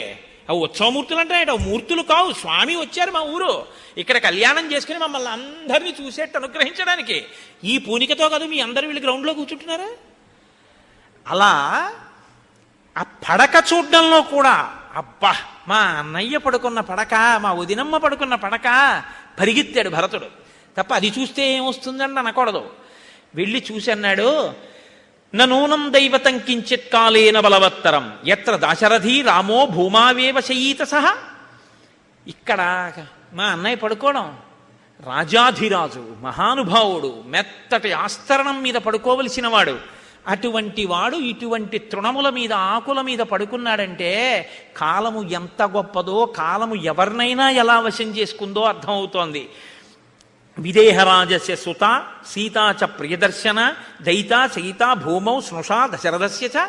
దశరథ మహారాజు గారి పెద్ద కోడలు, జనక మహారాజు గారి కూతురు, రామచంద్రమూర్తి పత్ని, అటువంటి మా వదిన లోకమాత మా తల్లి సీతమ్మ ఇక్కడ పడుకుందా? ఇయం శయ్యా మమ భ్రాతు ఇదం హి పరివర్తితం స్థండిలే కఠినే సర్వం గాత్రై విమృదితం తృణం. ఇదిగో మా అన్నయ్య ఇటు పక్కకి వంగి పడుకోవడం వల్ల అటువైపు ఉన్నటువంటి పరకలు ఆకులు బాగా ఒత్తుకున్నాయి. మా అన్నయ్య వీటి మీద ఇలా ఒత్తుకు పడుకున్నాడు. ఎంత నొక్కుకుందో మా అన్నయ్య శరీరం, ఎంత బాధో ఎంత ప్రీతో అన్నయ్య అంటే ఈ చూసే దృష్టి కోణంలో ఉంది. అందరూ వెంకటాచలం వెళ్ళి 2 నిమిషాల్లో దోశారు 10 సెకండ్లలో తోసేశారంటే ఒక ఆయన వచ్చి అన్నాడు, ఏమండి ఎప్పుడో రాత్రి 2 గంటలకు లేచినవాడు రాత్రి 11 అవుతోంది అలాగే నించున్నాడు, నా స్వామికి కాళ్ళెంత నొప్పెడుతున్నాయో ఒక్కసారి పట్టనిస్తే బాగుండండి అన్నాడు. అది అన్నవాడు భక్తుడు, తోసేశాడు అన్నవాడు భక్తుడు ఏమిటి నా బుర్ర? నీ దృష్టికోణంలో ఉంటుంది భక్తి అన్నది. కాబట్టి ఇక్కడ మా అన్నయ్య పడుకున్నాడు. మన్యేసాభరణాసుప్తా సీతాస్మిన్ శయనోత్తమే తత్ర హి దృశ్యంతే సక్తాహ కనకబిందవ. ఇదిగో మా తల్లి వదినమ్మ ఇక్కడ పడుకుంది. మా వదినమ్మ బంగారు ఆభరణములు పెట్టుకుని పడుకున్నటువంటి కారణం చేత ఇవి కఠినంగా ఉండడం వల్ల ఆ ఆభరణములు ఒత్తుకుని అందులో ఉన్న బంగారు తునకలు కింద పడి ఈ గడ్డి పరకల్ని పట్టుకున్నాయి, తృణాల్ని. ఇదిగో మెరుస్తున్నాయి. ఉత్తరీయమిహాసక్తం సువ్యక్తం సీతయా తదాహ్యేతే ప్రకాశంతే సక్తాహ కౌశేయతం తవః. ఇక్కడ మా వదిన కట్టుకున్నటువంటి పట్టుబట్ట యొక్క దారములు ఈ గడ్డికి ఇక్కడ ఉన్నటువంటి ఈ పుల్ల ముక్కలకి చుట్టుకున్నాయి. అంటే మా వదిన ఇలాంటి గడ్డి మీద, ఆకుల మీద, పుల్లల మీద పడుకుని నిద్రపోయిందనమాట. మన్యే భర్తు సుఖాశయ్య ఏన బాల తపస్విని సుకుమారి సతీ దుఃఖం న విజానాతి మైథిలి. అవునవునులే, మా వదిన ఎందుకు పడుకోదు? మా వదినకి పరుపులక్కర్లేదు, మా వదినకి హంసతూలిక తల్పాలక్కర్లేదు, మా వదినకి మా అన్నయ్య పక్కన ఉంటే చాలు. అంత గొప్ప తల్లి, తపస్విని మా వదిన. మా వదిన అంతటి మహాపతివ్రత. అందుకే ఇటువంటి కఠినమైన దాని మీద కూడా మా వదిన పడుకోగలిగింది. అటువంటి తల్లిని పడుకోపెట్టిన పాపం నాది, నన్ను కన్న నా తల్లిది, మేమిద్దరం చేసినటువంటి దుష్కృత్యం ఇది అని గుండెలు బాదుకుని ఏడ్చి మూర్ఛపోయేట మహానుభావుడు. పోతే ఆయనని కౌసల్యాదులు లేచొచ్చి, అయ్యయ్యో నాయనా నువ్వు ఏమిటి ఇలా పడిపోయావు, అనారోగ్యం రాలేదు కదా అని వాళ్ళు భీతిల్లారు. లోపలికి తీసుకెళ్లారు, కూర్చోబెట్టారు. ఆయన అంటాడు, ఇవాళ అమ్మ రాముడంటే ఏమిటో తెలుసా? మా అమ్మకి అర్థం కాలేదు కానీ రాముడంటే ఏమిటో చెప్తాను చూడమ్మా.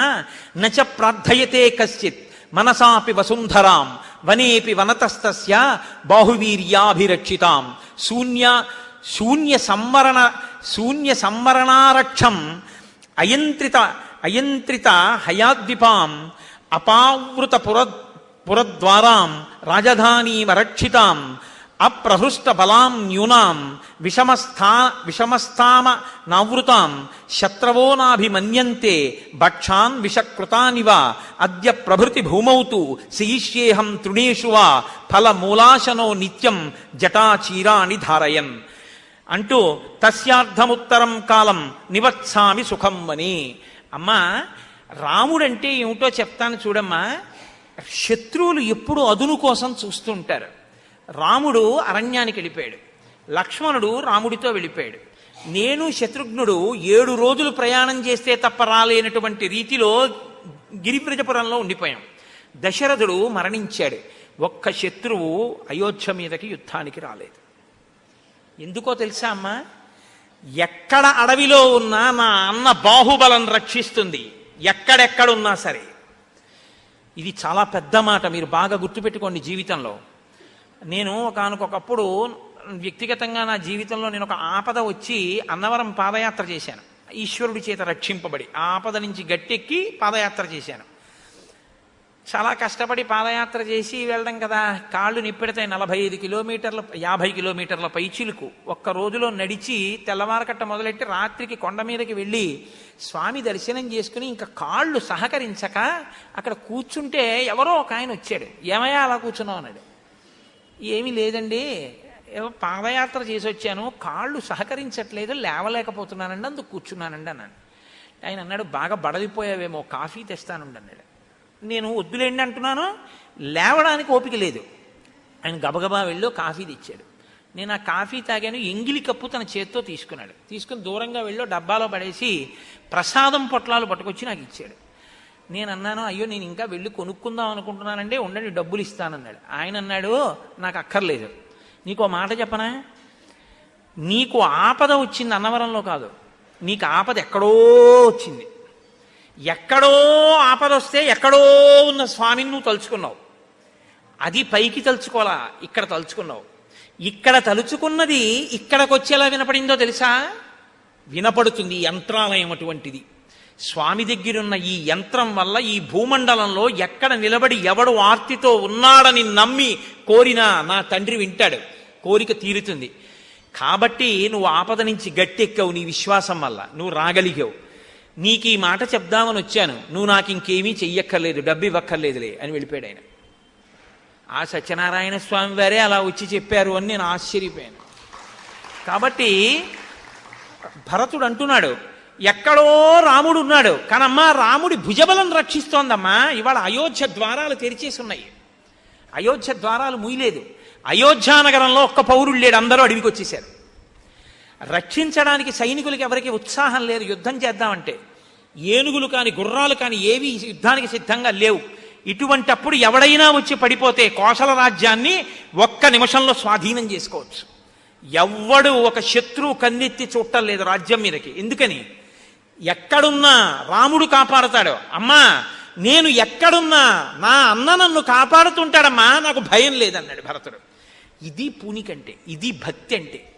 కాబట్టి కానీ అమ్మా ఇటువంటి రాముడు, ఇటువంటి సీతమ్మ మా అమ్మ మాట వల్ల, నా వల్ల భూమి మీద పడుకుని ఇన్ని కష్టాలు పడుతున్నారు కాబట్టి ఈ క్షణం నుంచి కూడా అద్య ప్రభృతి భూమౌతు శయిష్యేహం తృణేషు వా ఫలమూలాశనో నిత్యం జటాచీరాని ధారయన్.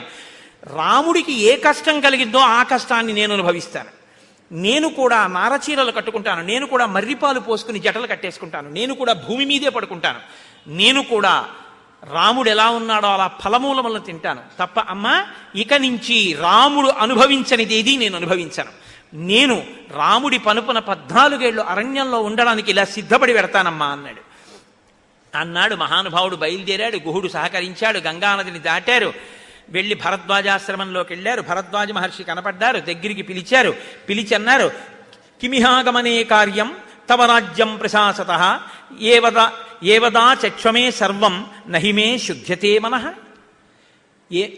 సైన్యాన్నంతటినీ ఎక్కడో విడిచిపెట్టి భరద్వాజ మహర్షి మీద ఉన్న గౌరవంతో కాలినడకన కేవలం శత్రుఘ్నుణ్ణి తీసుకుని వెళ్ళి నమస్కరించినటువంటి భరతుణ్ణి చూసి భరద్వాజుడు అన్నాడు, ఏమయ్యా ఇంత సైన్యాన్ని తీసుకుని వచ్చావు? రాముడు రాజ్యం విడిచిపెట్టి అరణ్యవాసానికి వెళ్ళిపోయాడు కదా, నీకు రాజ్యం ఇచ్చేశాడు కదా, మీ అమ్మ నీకు రాజ్యం ఇప్పించింది కదా, నాకు తెలియదనుకుంటున్నావా? నాకు అన్నీ తెలుసు. కచ్చిన్న తస్య పాపస్య పాపం కర్తుమిహేచ్ఛసి అకంటకం భోక్తుమనా రాజ్యం తస్యానుజనస్య చ. అకంటకం చేసుకోవడానికి అన్నయ్యకి ఏమైనా ఆపద చేద్దామని వచ్చావా ఇంత సైన్యంతో అన్నాడు. భరతుడు వలవల ఏడ్చి నేల మీద పడిపోయాడు. పడిపోయి అన్నాడు, హతోస్మి యది మామేవ భగవానపి మన్యతే మత్తో న దోషమాశంకే నైనం మా మనుషాధి. భరద్వాజ మహర్షి, నేను ఇవాళ చనిపోయాను అన్నాడు. గుహుడు లాంటి వాడు అడిగితే నేనేమనుకోను, కానీ మీరు త్రికాలవేది, నా మనసు తెలుసున్నవారు, మీరు నువ్వు అన్నయ్యని చంపడానికి వచ్చావా అని అడిగితే మీ వంటి వారికి నేనే జవాబు చెప్పి నమ్మించను, కాబట్టి నేను మరణించిన వాడితో సమానం అన్నాడు. ఏం పర్వాలేదు, బెంగ పెట్టుకోకు, లోపలికి రా అన్నారు. తీసుకెళ్లారు, కూర్చోబెట్టారు. చాలా సంతోషం, నువ్వు నిజంగా రాముడు ఎక్కడున్నాడో తెలుసుకుని వెళ్ళి రాముణ్ణి వెనక్కి తీసుకురావడం కోసమే వచ్చావని నాకు తెలుసు. నేను చెప్తాను, జానేచ రామం ధర్మజ్ఞం ససీతం సహలక్ష్మణం అసౌ వసతి తే భ్రాత చిత్రకూటే మహాగిరౌ. చిత్రకూట పర్వతం మీద ఉన్నాడు, అక్కడికి వెళ్ళి రామలక్ష్మణుల్ని తీసుకువెళ్దామని నీ సంకల్పం కాబట్టి వెడుదువుగాని, కానీ ఇవాళ నేను ఆతిథ్యం ఇస్తాను, నీ సైన్యానికి అంతటికీ కూడా వచ్చి నువ్వు ఆతిథ్యం స్వీకరించు అన్నారు. మీరు నాకు అర్ఘ్యం ఇచ్చారు, పాద్యం ఇచ్చారు, కందమూలాలు ఇచ్చారు, రాముడు ఎక్కడున్నాడో చెప్పారు, చాలు, ఇంకా అంతకన్నా నాకు ఇంకేం అక్కర్లేదు, నేను బయలుదేరుతాను అన్నాడు. అలా కాదు, నువ్వు నా దగ్గర తీసుకోవలసిందే, నీ సైన్యానికి అంతటికీ కూడా ఆతిథ్యం ఇస్తానన్నాడు. ఇలా వశిష్ఠ విశ్వామిత్రులు గుర్తొస్తారు మనకి. ఇన్ని లక్షల సైన్యాన్ని ఆశ్రమం లోపలికి తెప్పించాడు. కాదు నీ గుర్రాలు, ఏనుగులు, ఒంటెలు అన్నీ కూడా తీసుకురా అన్నారు. అన్నీ తీసుకొచ్చారు. ఆయన మహానుభావుడు ఒక్కసారి ఆ లోపలికి వెళ్ళాడు. ఆయన అగ్నిహోత్రం చేసేటటువంటి శాలలోకి ప్రవేశించి, అగ్నిశాలాం ప్రవిశ్యాధ పీత్వాపహ పరిమృజ్యచ అధిత్యస్య క్రియాహేతో విశ్వకర్మాణమాహ్వయత్. ఆచమనం చేసి ఆ నీళ్లు కళ్ళు అవి తుడుచుకుని ఒక్కసారి విశ్వకర్మను ఆహ్వానం చేశాడు.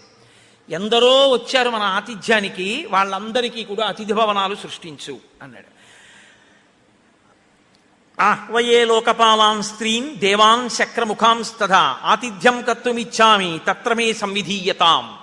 ఇంద్రుడితో సహా లోకపాలకుల్ని పిలిచి ముగ్గురిని, నేను వీళ్ళకి ఆతిథ్యం ఇద్దాం అనుకుంటున్నాను, మీ అందరూ కూడా ఏర్పాట్లు చెయ్యండి అన్నాడు. ఘృతాచీమద విశ్వాచీం మిత్రకేశీమలంబుసాం నాగదంతాంచ హేమాంచ హిమామద్రి కృతస్థలాం. అప్సరసలందరినీ పిలిచాడు. ఘృతాచి, విశ్వాచి, మిశ్రకేశి, అలంబుస, నాగదంత, హేమ, వీళ్ళందరినీ పిలిచి, మీ అందరూ కూడా స్వర్గలోకంలో ఉండేటటువంటి అప్సరోగణములతో అందరితో కలిసి వచ్చి ఇక్కడ మీరు నాట్యం చేయండి అన్నాడు.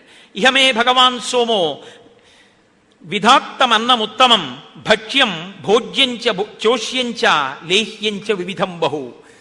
ఓ సోముడా, నువ్వు, ఓ చంద్రుడా, నువ్వు ఇక్కడికి వచ్చి భక్ష్య భోజ్య లేహ్య చోష్యములతో అన్నపు రాసుల్ని తినేవి, తాగేవి, నాకేవి, వీటన్నిటినీ కూడా సృష్టించు అన్నాడు. విచిత్రాని చ మాల్యాని పాదప ప్రచ్యుతాని చ సురాదీని చ పేయాని మాంసాని వివిధాని చ.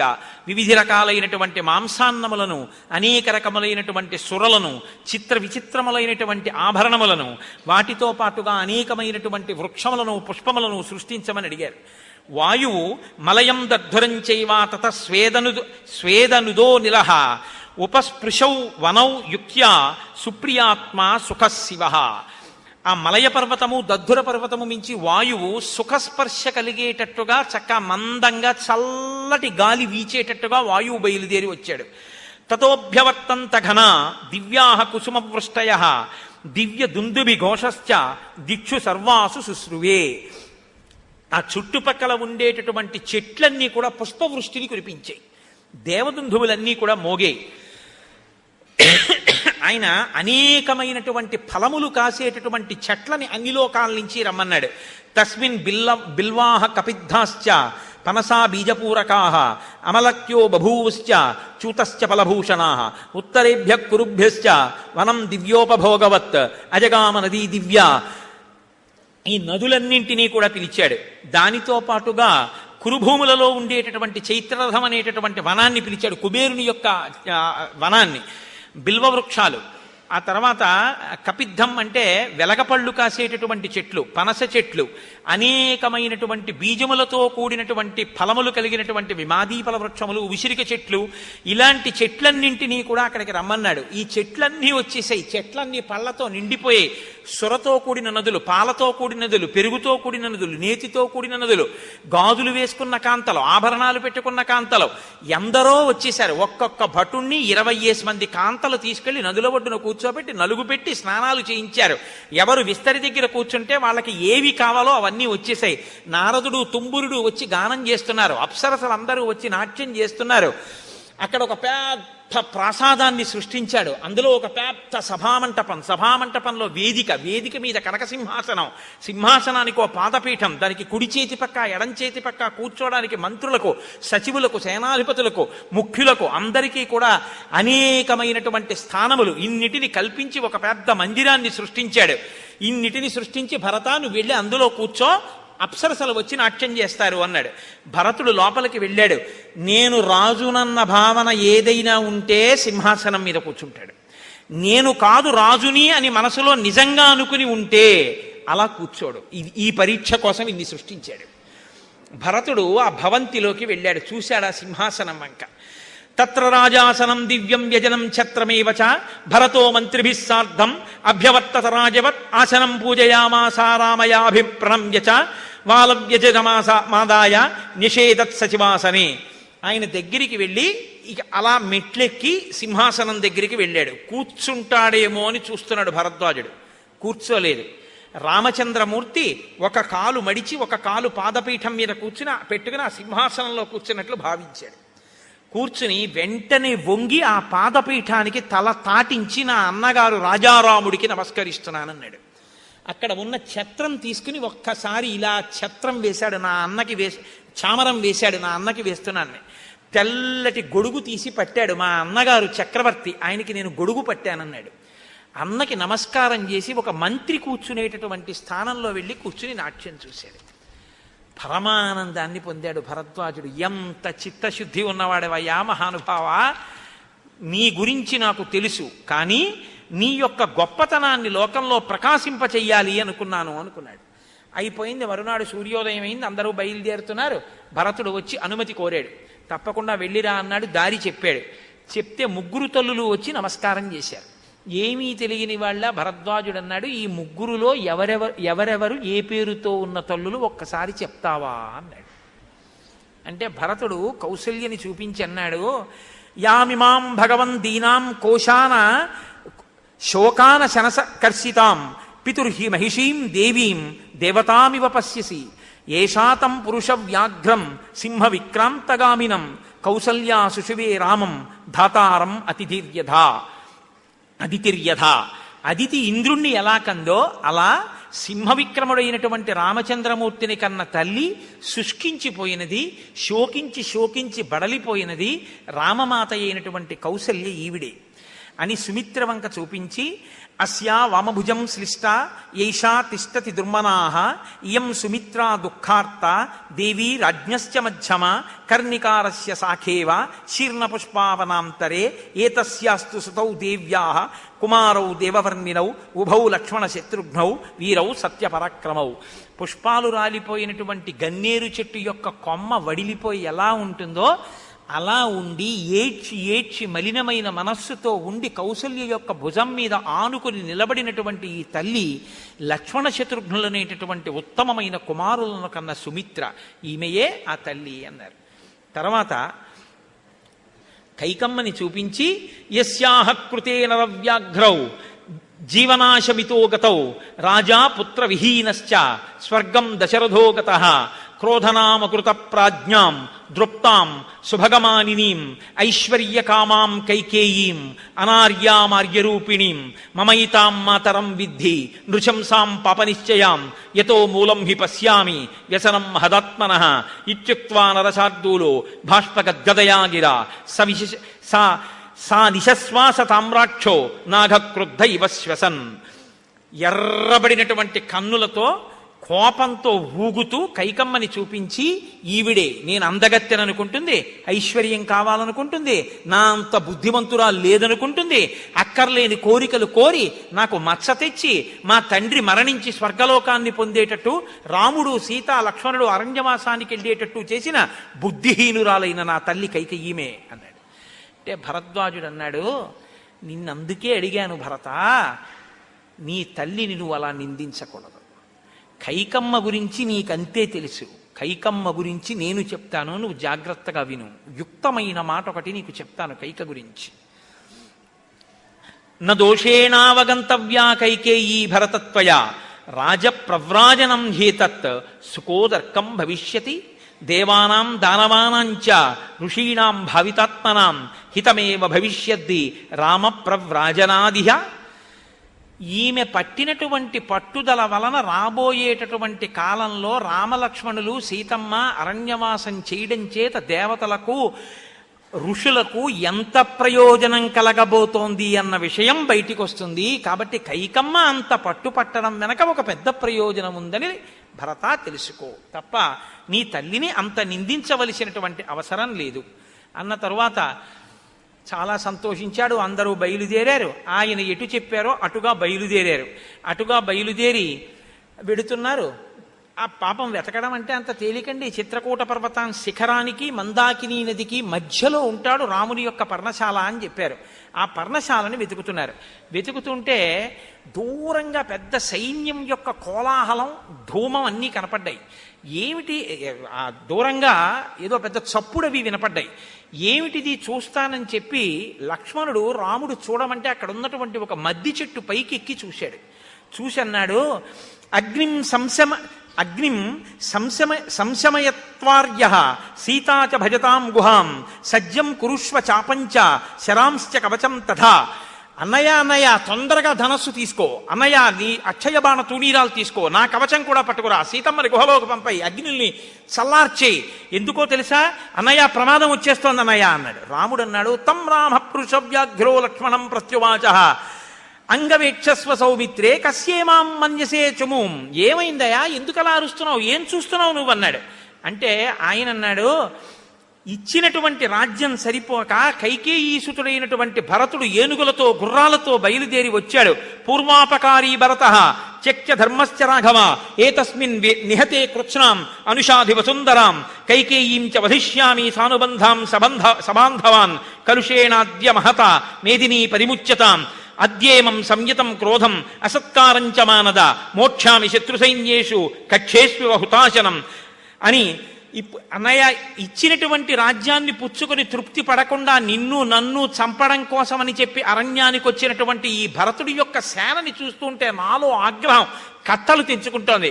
అన్నయ్య, నా ధనుర్బాణాలు నాకు ఇయ్యి ఇవాళ నా శక్తి ఏమిటో చూపిస్తాను, భరతుణ్ణి చంపేస్తాను, అరణ్యవాసాన్ని నీకు కల్పించి రాజ్యాన్ని భరతుడికి ఇప్పించాలని కోరినటువంటి కైకమ్మని చంపేస్తాను, ఈ ఏనుగులన్నింటినీ చంపేస్తాను, క్రూర మృగాలు వచ్చి వీటి యొక్క పీనుగులన్నింటినీ ఈడ్చుకుపోతుండగా సంతోషిస్తాను. కాబట్టి అన్నయ్య, ఇన్నాళ్లు నా క్రోధాన్ని అణుచుకున్నానిక అణుచుకోమని చెప్పవద్దు. నేనిప్పుడు భరతుడిని తెగటార్చడానికి సిద్ధపడుతున్నాను. ఈ సైన్యాన్నంతటిని నశింపచేస్తాను. వృద్ధుడైన దశరథుడే ఎదురొస్తే దశరథుడిని కూడా చంపేస్తానన్నాడు. రాముడు అన్నాడు, పితుః సత్యం ప్రతిశ్రుత్య హత్వా భరతమాగతం కింకరిష్యామి రాజ్యేన శాపవాదేన లక్ష్మణ. ఏమన్నావు? భరతుణ్ణి చంపేస్తావు, దశరథుణ్ణి చంపేస్తావా? అందుకుని చెట్టెక్కి చెప్తున్నావా నాకు? భరతుణ్ణి చంపేసి రాజ్యం తీసుకుని నన్ను పరిపాలించమంటావా? అలాంటి రాజ్యం కావాలని నేను కోరుకున్నానా? ఏం చెప్తున్నావు? పైన కూర్చుని నువ్వు ధర్మం అర్థంచ కామంచ పృథివీంచాపి లక్ష్మణ ఇచ్చాపి భవతామర్దే హేతత్ ప్రతి శృణోమితే. ధర్మమైన, అర్థమైన, కామమైన నా తమ్ముళ్లతో కలిసి అనుభవిస్తాను తప్ప నేనొక్కడిని భోగం అనుభవించి నా తమ్ముళ్ళని పాడు చేయడం అన్నది నా జీవితంలో ఉండడని గుర్తెరుగు. భద్రూణాం సంగ్రహార్థంచ సుఖార్థంచ అపి లక్ష్మణ రాజ్యమన్యహమిచ్చామి సత్యేనాయుధమాలభే. నేను సత్యం చెప్తున్నాను. నేనంటూ ఏది సంపాదించినా, నేనంటూ రాజ్యాన్ని చేస్తే నా తమ్ముళ్ల యొక్క సుఖం కొరకే. వాళ్ళ సుఖం తర్వాతే నా సుఖం తప్ప నా తమ్ముళ్ళని చంపి నేను అనుభవించడం అన్నది ఎన్నడూ ఉండదు. నేయమ్మ మహీ సౌమ్య దుర్లభా సాగరాంబర నహీచ్ఛేయమధర్మేణ శక్రత్వమపి లక్ష్మణ. అధర్మం వల్ల నాకు ఇంద్రపదవి వస్తుంది అని ఒక్క అధర్మాన్ని చెయ్యమంటే ఇంద్రపదవిని వదిలేస్తాను తప్ప అధర్మంతో ఇంద్రపదవిని కూడా పుచ్చుకోను. నాన్నగారికి మాటిచ్చి ఇప్పుడు నాన్నగారిని సత్యభ్రష్టుణ్ణి చేసి రాజ్యం తీసుకోనా? నాకే రాజ్యం కావాలనుకుంటే లక్ష్మణ ఒక్క బాణాన్ని ప్రయోగించి ఈ సప్త సముద్రాల మధ్యలో ఉన్నటువంటి పృథివినంతటికి పరిపాలకుడను కాగలను.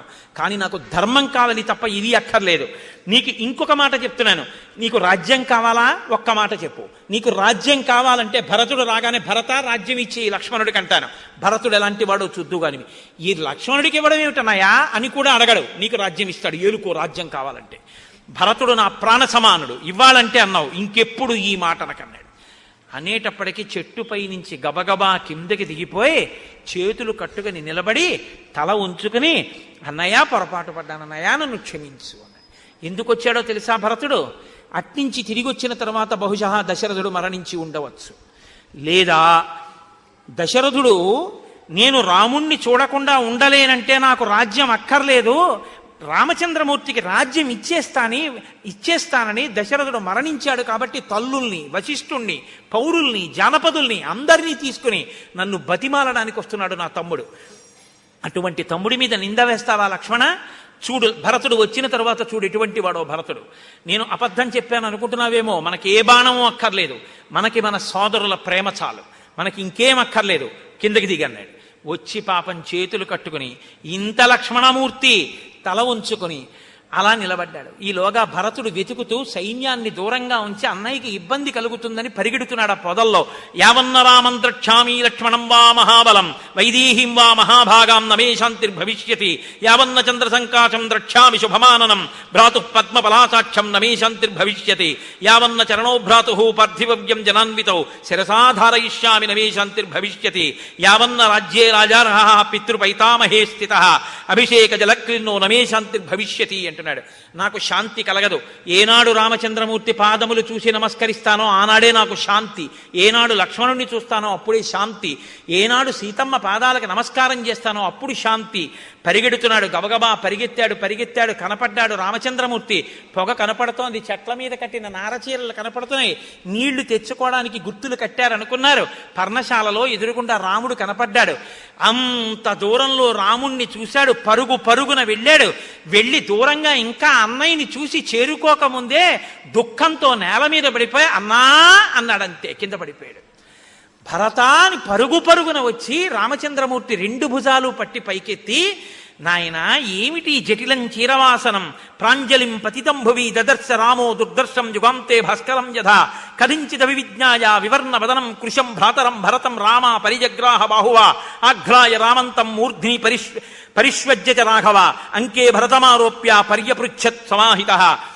ఏమిటి చిక్కిపోవడం ఏమిటి, ఈ ఏడుపు ఏమిటి, ఈ మనిషి ఏమిటి, జటలు కట్టుకోవడం ఏమిటి, ఎందుకు ఇలా ఉన్నావు, రా నాన్న అని గబగబా తన తొడ మీద కూర్చోబెట్టుకుని మూర్ధన్య స్థానమును ఆఘ్రానించి ముద్దు పెట్టుకుని, నాన్న భరత ఎందుకు ఇలా ఉన్నావు, నాన్నగారు కుశలంగా ఉన్నారా, ఎందుకు ఇంత తాపత్రయంగా ఇంత సైన్యాన్ని తీసుకుని వచ్చావు అని అడిగి రాజ్యపాలన ఎలా చెయ్యాలో ఆ విషయాలన్నింటినీ కూడా అడుగుతూ రాజధర్మాల్ని బోధిస్తూ, ఉదయాన్నే లేస్తున్నావా, పురోహితులకు నమస్కరిస్తున్నావా, బ్రహ్మర్షులకు నమస్కరిస్తున్నావా, పెద్దలు చెప్పిన మాట వింటున్నావా, మంత్రులను సంప్రదిస్తున్నావా, అనేక మందిని సంప్రదించకుండా ముఖ్య కార్యాలకి పెద్దలైన ఒక్కరినే సంప్రదిస్తున్నావా, చేసే వరకు పనేమిటో తెలియకుండా సామంతులకి రహస్యంగా అట్టెపెడుతున్నావా, శత్రువులకి నీ ఊహలేమిటో తెలియకుండా జాగ్రత్త పడుతున్నావా, నమ్మకస్తులైన మంత్రుల్ని దగ్గర పెట్టుకున్నావా, పరిపాలన జాగ్రత్తగా చేస్తున్నావా, పన్ను కట్టించుకున్నందుకు ప్రజల్ని జాగ్రత్తగా పరిపాలన చేస్తున్నావా, పరిపాలన చేసేటప్పుడు న్యాయం చెప్పేటప్పుడు నేను రాజుని కదా ఏం చెప్తే ఏం పోతుంది లేని అన్యాయం చెయ్యని వాడికి కఠినమైన శిక్ష వేస్తే వాడు కన్నుల నీరు కారుస్తూ వెళ్ళిపోతే వంశం నశించిపోతుంది భరత. కాబట్టి సర్వకాలముల యందు చాలా జాగ్రత్తగా నువ్వు పరిపాలన చేస్తున్నావా, నీ ఎందు భక్తితో ప్రేమతో ఉద్యోగం చేసినటువంటి ఉద్యోగులందరికీ సకాలములలో వాళ్ళకి ఇవ్వవలసినటువంటి జీతాలు వాళ్ళకి ఇస్తున్నావా, పండితులైనటువంటి వాళ్ళతో మంత్రాంగాన్ని నిర్వహిస్తున్నావా, ఉన్నతమైనటువంటి వాళ్ళకి పెద్ద పదవులు ఇచ్చి మధ్య తెలివితేటలున్న వాళ్ళకి మధ్య పదవులు ఇచ్చి శరీరంతో సేవించగలిగినటువంటి వాళ్ళకి కింది పదవులు ఇచ్చి అందరినీ ఆదరంతో రాచకార్యంలో నీ వైపు తిప్పుకుని నడపగలుగుతున్నావా, ఎక్కడ పడితే అక్కడ చలివేంద్రాలు పెడుతున్నావా, ప్రజల యొక్క బాగోగులు చూస్తున్నావా, దేవాలయాలు నిర్మించావా, యజ్ఞయాగాదులు చేయిస్తున్నావా, దేవతల యొక్క అభ్యున్నతిని అనుగ్రహాన్ని పొందుతున్నావా, దాని వలన నీ అభ్యున్నతిని చూసుకుంటున్నావా, గొక్క తిప్పకుండా పరిపాలనకి సంబంధించిన అనేక ప్రశ్నలు భరతుడిని రామచంద్రమూర్తి అడిగేశారు. అడిగేస్తే అన్నీ విని ఆయన అన్నాడు, అసలు ఇవన్నీ ఉండడానికి అన్నయ్య నేను రాజ్యం చేస్తే కదా, నేను పట్టాభిషేకం చేసుకుంటే కదా, నేను రాజ్యమే చెయ్యట్లేదన్నయ్య, మన తండ్రి గారైనటువంటి దశరథ మహారాజు గారు శరీరం విడిచిపెట్టారన్నయ్య అన్నాడు. ఈ మాట వినగానే మొదలు నరికేసిన చెట్టు పెళ శబ్దంతో కింద పడిపోయినట్టు రాముడు నేల మీద పడి దొల్లి ఏడ్చేశాడు. ఏడ్చి ముఖాన నీరు చిలికితే పైకి లేచాడు. లేచి గబగబా పర్ణశాలలోకి వెళ్ళి సీతమ్మ దగ్గరికి వెళ్ళి, సీతా మృతస్తే శ్వశుర పితాహీనోసి లక్ష్మణ అన్నాడు. సీతా నీకు మామగారు చచ్చిపోయారు, లక్ష్మణ నీకు తండ్రి గారు చచ్చిపోయారు. అదే నాకు నాన్నగారు పోయారంటే సరిపోదా? మామగారిలా కోడల్ని చూడగలిగిన వ్యక్తి జీవితంలో ఇంకొకడు ఉండడు అని శాస్త్రవాక్కు. నా కోసమని చెప్పి ఇంటి పేరు వదిలేసింది, వంశం వదిలేసింది, తన వారిని వదిలేసింది, ఇక్కడికొచ్చి నా కొడుకు వలన బిడ్డల్ని కని నా వంశాన్ని పెంచింది. ఆచంద్రతారార్కన్నా వంశం పెరగడం కోసమని ఇక్కడికొచ్చింది, తన ఇంటి పేరు మార్చుకుంది, ఇది తన ఇల్లు అని బతుకుతోందని మామగారు కోడలంటే అంత ప్రీతితో ఉంటాట. అటువంటి మామగారు వెళ్ళిపోయిన తర్వాత ఇక నిన్నంత ప్రీతిగా చూసేవాళ్ళు లేరు సీత. కాబట్టి నీకు మామగారు పోయాడు, నాకో తండ్రి ఉన్నాడు, లక్ష్మణుడికి తండ్రి పోయాడు. తండ్రి పోతే తండ్రి ఎవరు? పెద్దన్నగారు. కాబట్టి నేను తండ్రిలా ఉండాలి, కానీ నేను తండ్రిలా అతన్ని రక్షించకుండా నాతో పాటు అరణ్యవాసానికి తీసుకొచ్చాను. నాకు ఆయన సేవలు చేస్తున్నాడు కాబట్టి నాకు తండ్రి ఉన్నాడు లక్ష్మణుడి రూపంలో. లక్ష్మణుడికి తండ్రి లేడు, తండ్రి పోయాడు, నేను తండ్రిలా నిలబడలేకపోతున్నాను. ఇది చెప్పడం కోసమని సీతా మృతస్తే శ్వశుర పితాహీనోచి లక్ష్మణ, లక్ష్మణ నీకు తండ్రి పోయాడు, సీతా నీకు అత్తగారు పోయారు, నీకు మామగారు పోయారు అన్నారు. అన్న తర్వాత గారపిండి ముద్దలు నువ్వుల పప్పుతో కలిపి తీసుకురావయ్యా అన్నారు. తీసుకురమ్మనమని ఆ ముద్దలు పట్టుకుని ఒక బట్ట యజ్ఞోపవీతంగా వేసుకుని అక్కడి నుంచి బయలుదేరుతూ, నువ్వు సీతా మృతస్తే శ్వశుర కాబట్టి నువ్వు ఇవాళ ముందు నడు, గతిరి హేషాసు దారుణ అంటాడు. ధర్మోదకాలు, పిండ ప్రదానం, తద్దినం పెట్టడం, శ్రాద్ధం ఇలాంటి వాటికి వెళ్ళేటప్పుడు భార్య ముందు నడవాలి, భర్త వెనక నడవాలి. కాబట్టి సీత ఇది దారుణమైనటువంటి నడక. కాబట్టి సీత పురస్త్వాత్ ద్రజతు, నువ్వు ముందు నడు, నేను వెనకాతల నడుస్తాను. ఇది గతిరి హేషాసు దారుణ, దారుణమైన నడక అని ముందు సీతమ్మని నడిపించి వెనక తాను నడిచాడు. అన్ని ధర్మమే రామచంద్రమూర్తికి. తాను గారపిండి ముద్దలతో దర్భల మీద పిండ ప్రదానం చేశాడు. కొడుకు తాను ఏమి తింటున్నాడో దానితోటే తద్దినం పెట్టాలి తండ్రికి పెట్టేటప్పుడు తప్ప, పితృదేవతలకి తద్దినం పెట్టేటప్పుడు తను రోజు చక్రకేళి అరటిపండు తిని గుళ్ళ ముందు అమ్ముతుంటారు. ప్రత్యేకం దేవుడి కోసం అరటిపళ్ళని ఉంటాయి, దేవుడు అరటిపళ్ళని కావలా కారు ఇంతంతే ఉంటాయి, అవి లోపల ఇంతే ఉంటుంది, అవి దేవుడి కోసమే. మనకి చక్రకేళీలు ఉంటాయి. ఆ దేవుడు అరటిపళ్ళు తీసుకొచ్చి ఆయనకి పితృదేవతలకి పెట్టకూడదు. తను చక్రకేళి తింటే చక్రకేళి పెట్టాలి. ఏది తాను తింటాడో అది పితృదేవతలకి పెట్టాలి. కాబట్టి తాను గారపిండి ముద్ద తిని బతుకుతున్నాడు రామచంద్రమూర్తి. అందుకని ఆ గారపిండి ముద్దలే దర్భల మీద పెట్టి స్నానం చేసి పిండ ప్రదానం చేసి తిరిగి వచ్చి కూర్చున్నాడు. అటుగా కౌసల్యాదులు ఆ మందాకినిధిని చూస్తూ రామచంద్రమూర్తి దగ్గరికి వస్తుంటే దర్భల మీద గారపిండి ముద్దలు కనపడ్డాయి. కనబడితే కౌసల్య ఏడ్చింది, చూశారా చెల్లెళ్ళల్లారా, దర్భల మీద గారపిండి ముద్దలున్నాయి అంటే దశరథ మహారాజు గారికి గారపిండి ముద్దతో తద్దినం పెట్టాడు నా కొడుకు. సమస్త భూమండలాన్ని పరిపాలించి కొన్ని వేల మందికి బంగారు పాత్రలలో పంచభక్ష పరమాన్నాలతో అన్నం పెట్టిన నా భర్త ఇవాళ పెద్ద కొడుకు చేత్తో పుచ్చుకున్న భోజనం గారపిండి ముద్ద. ఇంత కష్టం కల్పింపబడింది. నా కొడుకు ఏది తింటున్నాడో దానితో తద్దినం పెట్టాలి. గారపిండి ముద్దతో తద్దినం పెట్టాడంటే రాముడు కూడా గారపిండి ముద్దలు తిని బతుకుతున్నాడనమాట. ఎటువంటి భోజనం చెయ్యవలసిన నా కొడుకు రాజ్యాలు పరిపాలించవలసిన వాడు చేతకాని వాళ్ళ అరణ్యంలో పర్ణశాలలో భూషయనం చేస్తూ గారపిండి ముద్దలు తింటూ ధర్మాన్ని పట్టుకుని బతుకుతున్నాడు అని ఏడ్చి అందరూ వెళ్ళారు. రామచంద్రమూర్తి పరుగు పరుగున వచ్చారు. రామలక్ష్మణులు, సీతమ్మ, ముగ్గురు తల్లులకి, ఆ తర్వాత వశిష్ఠాది మహర్షులకు అందరికీ నమస్కారం చేశారు. నమస్కారం చేసి కూర్చున్నారు. భరతుడు, శత్రుఘ్నుడు కూర్చున్నారు. పౌరులందరూ కూడా గబగబా తమ వాహనములు దిగి, అడిగో రామచంద్రమూర్తి ధర్మాత్ముడు మహానుభావుడు కనబడ్డాడు, మనం తీసుకెళ్ళాలి మనందరం చెప్పని సంతోషంగా వచ్చి అందరూ ఒకళ్ళ మించి ఒకళ్ళు, కాస్త ముందు పొడుగు వాళ్ళు ఉంటే మరి పొట్టి వాళ్ళకి ఇబ్బంది కదండి, అందుని ఇలా ఇలా పాదాలెత్తి అందరూ రాముడి వంక చూస్తున్నారు. ఎక్కడ శబ్దం లేదు. ఆశ్చర్యం ఏమిటో తెలుసా, వచ్చిన గుర్రాలకి ఏనుగులకి కూడా కోరికేట రాముణ్ణి చూద్దామని. అవి కూడా మెల్లమెల్లగా పైకెక్కి తలలెత్తి రాముణ్ణి చూస్తున్నాయిట. ఇంతమంది రామచంద్రమూర్తిని చూస్తుంటే వాళ్ళందరూ సంతోషిస్తూ భరతుణ్ణి తొడ మీద కూర్చోబెట్టుకుని, శత్రుఘ్నుని కూర్చోబెట్టుకుని అందరూ కలిసి కూర్చుని ఉండగా సంతోషంగా కూర్చుని ఉన్నారు అన్న మాట దగ్గర ఇవాళ ఉపన్యాసాన్ని పూర్తి చేస్తాను. అయితే మీతో 2 విషయాలని నేను ఇవాళ మనవి చేయవలసి ఉంటుంది. రేపు రామచంద్రమూర్తి యొక్క పాదుకా పట్టాభిషేకం. పాదుకా పట్టాభిషేకం ఏ కావ్యంలోనూ లేదు. ఒక్క రామాయణంలోనే పాదుకా పట్టాభిషేకం. అత్యద్భుతమైనటువంటి ఘట్టం. అంత అత్యద్భుతమైనటువంటి ఘట్టంలో రేపటి రోజున ఆ పాదుకా పట్టాభిషేకాన్ని ఇక్కడ చేస్తున్నారు. రేపు పాదుకా పట్టాభిషేకం ఒక్కటే కాబట్టి 1 గంట, గంటన్నరలో నా ఉపన్యాసాన్ని పూర్తి చేస్తాను. అనేక విధాల ప్రయత్నించి పూర్తి చేసేస్తాను. పూర్తి చేసేస్తే ఇక్కడ పాదుకా పట్టాభిషేకం జరుగుతుంది. ఆ రామచంద్రమూర్తి యొక్క పాదుకల్ని శృంగగిరిలో హేమమయం ఆయన ఆ రోజున తీసుకొచ్చినప్పుడు తత శిరసి కృత్వాతో పాదుకే భరతస్తదా ఆరురోహ రథం మృష్ట్వా శత్రుఘ్నేన సమన్విత అని రాశారు శ్లోకాన్ని వాల్మీకి మహర్షి. బంగారు పాదుకలను ఎక్కి తొక్కి విడిచిపెట్టాడు రాముడు. అలాంటి బంగారు పాదుకలే చేయించి శృంగేరిలో శృంగేరి పీఠాధిపతులైనటువంటి మహానుభావుడు జగద్గురువు భారతీ తీర్థస్వామి తన పూజా మంటపంలో ఉంచి వాటిని అర్చన చేసి ఇక్కడికి పంపించారు పాదుకా పట్టాభిషేకానికి. నిజంగా వశిష్ఠ మహర్షి తీసుకొచ్చారు వాటిని. అలాగే వచ్చాయి ఆ పాదుకలు. ఏమి నేను చేసుకున్నటువంటి పుణ్యమో, మా తల్లి తండ్రి గారు ఏనాడు చేసినటువంటి పూజాబలమో, అర్హత నాకు లేకపోయినా ఆ పాదుకలు నేనున్న విడిజికి చేరాయి. ప్రతినిత్యం నేను వాటిని ఆరాధన చేస్తున్నాను. ఇప్పుడు ఆ పాదుకలు రేపు ఈ పీఠానికి వస్తాయి, ఈ పీఠ ప్రాంగణానికి వస్తాయి. ఆ పాదుకలకి రేపు సాయంకాలం పాదుకా పట్టాభిషేకం చెప్పిన తరువాత ఇక్కడ పాదుకా పట్టాభిషేకం చేస్తారు సింహాసనం మీద కూర్చోబెట్టి. ఆ పాదుకలు తలకి తాటిస్తారు, అందరికీ తగిలిస్తారు.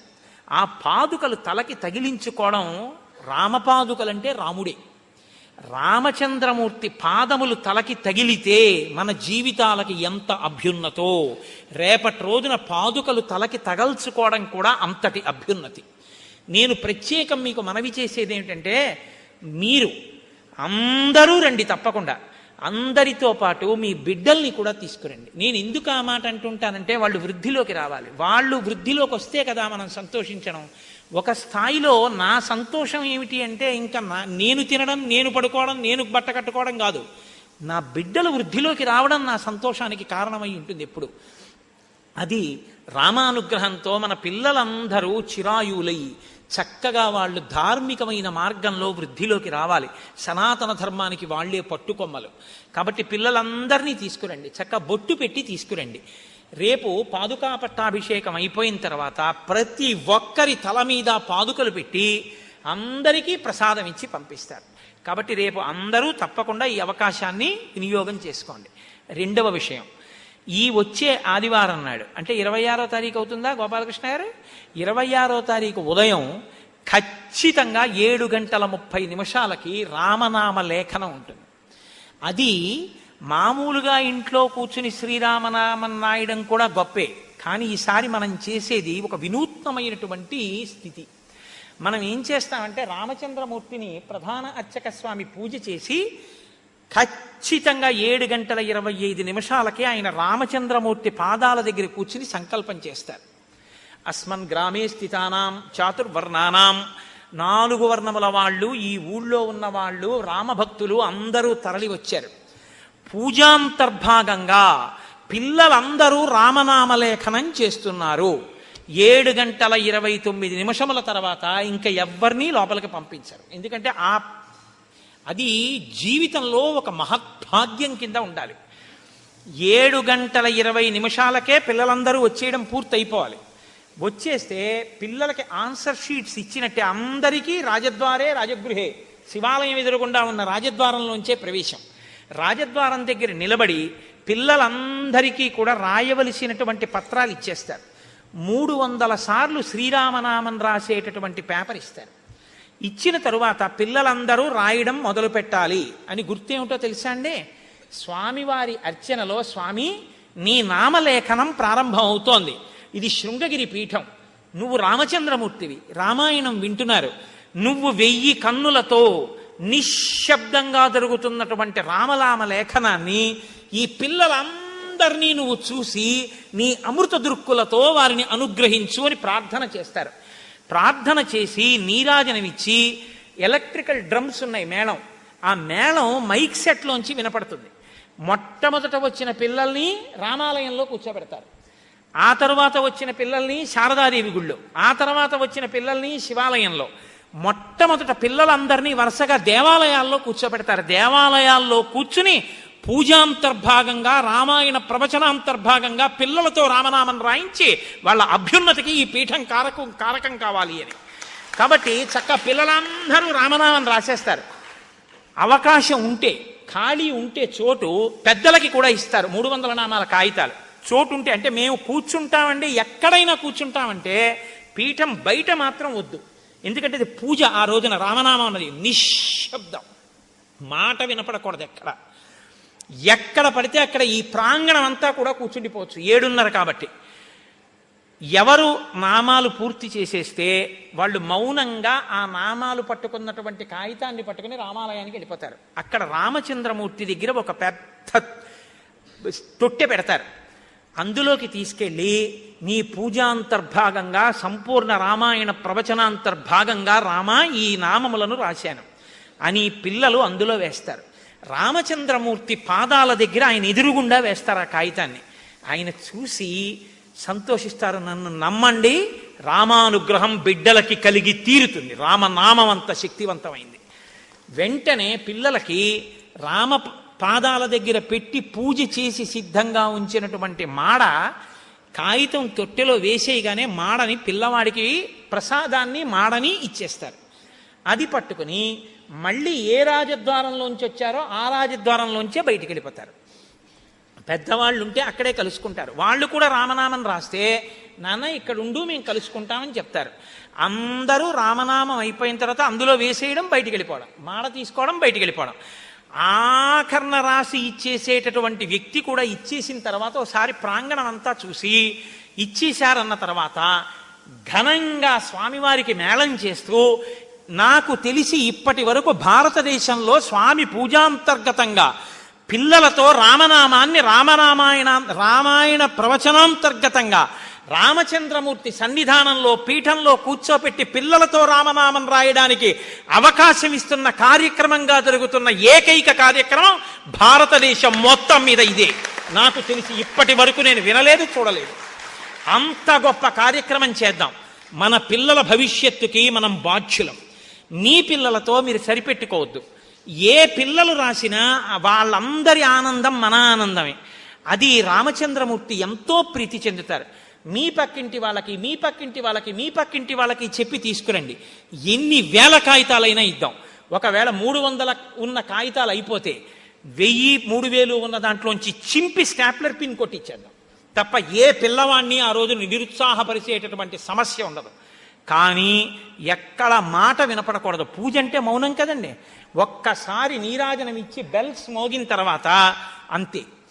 రామనామాలన్నీ వేసేసి అందరూ రాసి వెళ్ళిపోయారని గుర్తు ఏమిటంటే మళ్ళీ ఘనంగా గంటలు మోగుతాయి అన్ని దేవాలయాల్లోనూ. అన్ని దేవాలయాల్లో గంటలు మోగి అన్ని దేవాలయాల్లో నీరాజనాలు ఎత్తుతారు. అంటే రామనామ లేఖనం పూర్తయిపోయిందని గుర్తు.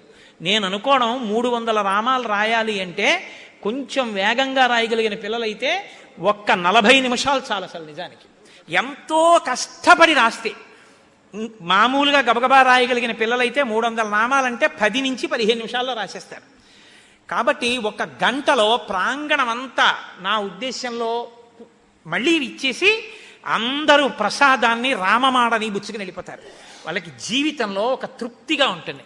పిల్లలు చదువుకునేటటువంటి పుస్తకాలు ఉన్న గూట్లో రామమాడ పెట్టుకోమని చెప్పండి. వాళ్ళందరినీ రోజు రాముడికి ఒక నమస్కారం చేసుకోమని చెప్పండి. చక్కగా ప్రసాదం ఇచ్చి పంపిద్దాం. మన భావి తరాలకి మనం చెయ్యగలిగినటువంటి ఉద్ధరణ మనం చేద్దాం. కాబట్టి ఆదివారం నాడు ఉదయం 7 గంటలకే మీరు మీ పిల్లల్ని తీసుకొచ్చేయాలి. ఎందుకు నేను 7 గంటలకే అంటున్నానంటే వాళ్ళు ఎండకి సొక్కకుండా ఉండడం కోసం. కాబట్టి మళ్ళీ ఎండ ఎక్కువైపోతే వాళ్ళు తాపానికి గురవుతారు, వాళ్ళు బాధపడతారు. అందుకని మన సౌఖ్యం కోసం 9, 10 అలా పెట్టకూడదు. 7 తీసుకొచ్చేయండి. 7 గంటల 15 నిమిషాలు, 7 గంటల 20 నిమిషాల వరకు మ్యాక్సిమం అలౌ చేస్తారు. ఆ తర్వాత ఇంకా లోపలికి పంపరు. ఎందుకంటే ఇంకా చప్పుళ్ళు ఇంకా అదే పనిగా రావడం ఉండకూడదు. తలుపులు వేసేస్తారు. వేసేసి బెల్ మోగుతుంది. మోగగానే అందరూ శ్రీరామ శ్రీరామ రాస్తారు. దానికేం టైము కంగారు లేదు. రాసేయడం, పట్టుకొచ్చి వేసేయడం, ప్రసాదం మాడా తీసుకుని వెళ్ళిపోవడం. పిల్లలందరికీ మేము శారదాపీఠంలో ఇలా రామనామం రాసి తెచ్చుకున్నాం మాడా అని వాళ్ళకి ఒక గొప్ప ధైర్యం. వాళ్ళు రాసిన రామనామం వాళ్ళని కాపాడి తీరాలి. మనం మన పిల్లలకి ఇవ్వగలిగిన గొప్ప కానుకది. కాబట్టి మీ అందరూ కూడా ఇందులో సహకరించి చక్కగా మీ పిల్లలందరినీ తీసుకొచ్చి ఆ రోజున నిజంగా ఈ ప్రాంగణం అంతా నిండిపోయి ఆ థియేటర్, ఆడిటోరియం అన్నీ కూర్చోపెట్టేద్దాం. కూర్చోపెట్టేసి ఎక్కడ చూసినా కిష్కింధకాండలోలా మేడల మీద, వేదికల మీద, నేల మీద, గుళ్ళల్లో, గోపురాల్లో రామనామమే. నిశ్శబ్దంగా కొన్ని లక్షల రామనామం ఉత్పన్నం అయిపోతుంది. తొట్టెలు నిండిపోయి మాడలు బుచ్చుకొని పిల్లలు వెళ్ళిపోతుంటే ఇదంతా వీడియో తీసి భారతీ తీర్థస్వామి వారికి పంపిస్తే, ఓ గుంటూరులో శృంగేరి పీఠం ఇంత గొప్పగా చేసిందని స్వామి సంతోషించారు. ఆయన సంతోషించి పొంగిపోయి వెంటనే ఆయన ఆశీర్పూర్వకంగా మాట్లాడి క్యాసెట్ పంపిస్తే మీ అందరికీ ఆ క్యాసెట్లో స్వామివారు చేసిన అనుగ్రహ భాషణాన్ని వినిపించి శ్రీరామాయణం విషయంలో గుంటూరు పట్టణంలో ఒక కొత్త చరిత్ర సృష్టిద్దాం. దానికి మీ అందరూ సహకరించవలసినదిగా ప్రార్థన చేస్తూ 11 మాటలు రామనామం చెప్పి ఇవాల్టి కార్యక్రమాన్ని పూర్తి చేద్దాం. ఆశ విడిచిన తృప్తులకు ఆనందమొసగును రామనామము. రామనామము రామనామము రమ్యమైనది రామనామము. నిర్మలంబగు శోధ చేసిన నిర్వదగు శ్రీరామనామము. రామనామము రామనామము రమ్యమైనది రామనామము. బ్రహ్మ సత్యము జగన్మిథ్యాభావమే శ్రీరామనామము. రామనామము రామనామము రమ్యమైనది రామనామము. నీవు నన్ను భేదమేమియు లేకయున్నది రామనామము. రామనామము రామనామము రమ్యమైనది రామనామము. పాహి కృష్ణాయనచు ద్రౌపది పలికినది శ్రీరామనామము. రామనామము రామనామము రమ్యమైనది రామనామము. పాలు మీ గడ పంచదారల పక్వమే శ్రీరామనామము. రామనామము రామనామము రమ్యమైనది రామనామము. అల కుచేలుని చేతి అటుకుల నారగించిన రామనామము. రామనామము రామనామము రమ్యమైనది రామనామము. తత్వశిఖరమునందు వెలిగే నిత్య సత్యము రామనామము. రామనామము రామనామము రమ్యమైనది రామనామము. జపతపంబుల కర్హమైనది జగతిలో శ్రీరామనామము. రామనామము రామనామము రమ్యమైనది రామనామము. బ్రహ్మపుత్ర కరాబ్జ వీణా పక్షమైనది రామనామము. రామనామము రామనామము రమ్యమైనది రామనామము. భక్తితో ప్రహ్లాదుడడిగిన వరములిచ్చెను రామనామము. రామనామము రామనామము రమ్యమైనది రామనామము. సోమ సూర్యాదులను మించిన స్వప్రకాశము రామనామము. రామనామము రామనామము రమ్యమైనది రామనామము. జ్ఞానులకు ఆత్మానుభవ జ్ఞానమే శ్రీరామనామము. రామనామము రామనామము రమ్యమైనది రామనామము. శరణను విభీషణునకు శరణమొసగిన రామనామము. రామనామము రామనామము రమ్యమైనది రామనామము. మంగళాశాసనపరై వేదాచార్య పురోగమై సర్వైశ్చ పూర్వైరాచార్యై సత్కృతాయాస్తు మంగళం. మంగళం కోసలేంద్రాయ మహనీయ గుణాత్మనే చక్రవర్తి తనూజాయ సర్వభౌమాయ మంగళం. ఉమాకాంతాయ కాంతాయ కామితార్థప్రదాయినే శ్రీగిరీశాయ దేవాయ మలినాథాయ మంగళం. కరచరణకృతం వా కర్మవాక్కాయజం వా శ్రవణనైనజం వా మానసం వాపరాధం విహితం వా సర్వమేత్తక్షమస్వ. శివ శివ కరుణాబ్ధే శ్రీ మహాదేవ శంభో. సర్వం శ్రీ ఉమామహేశ్వర పరబ్రహ్మార్పణమస్తు. స్వస్తి.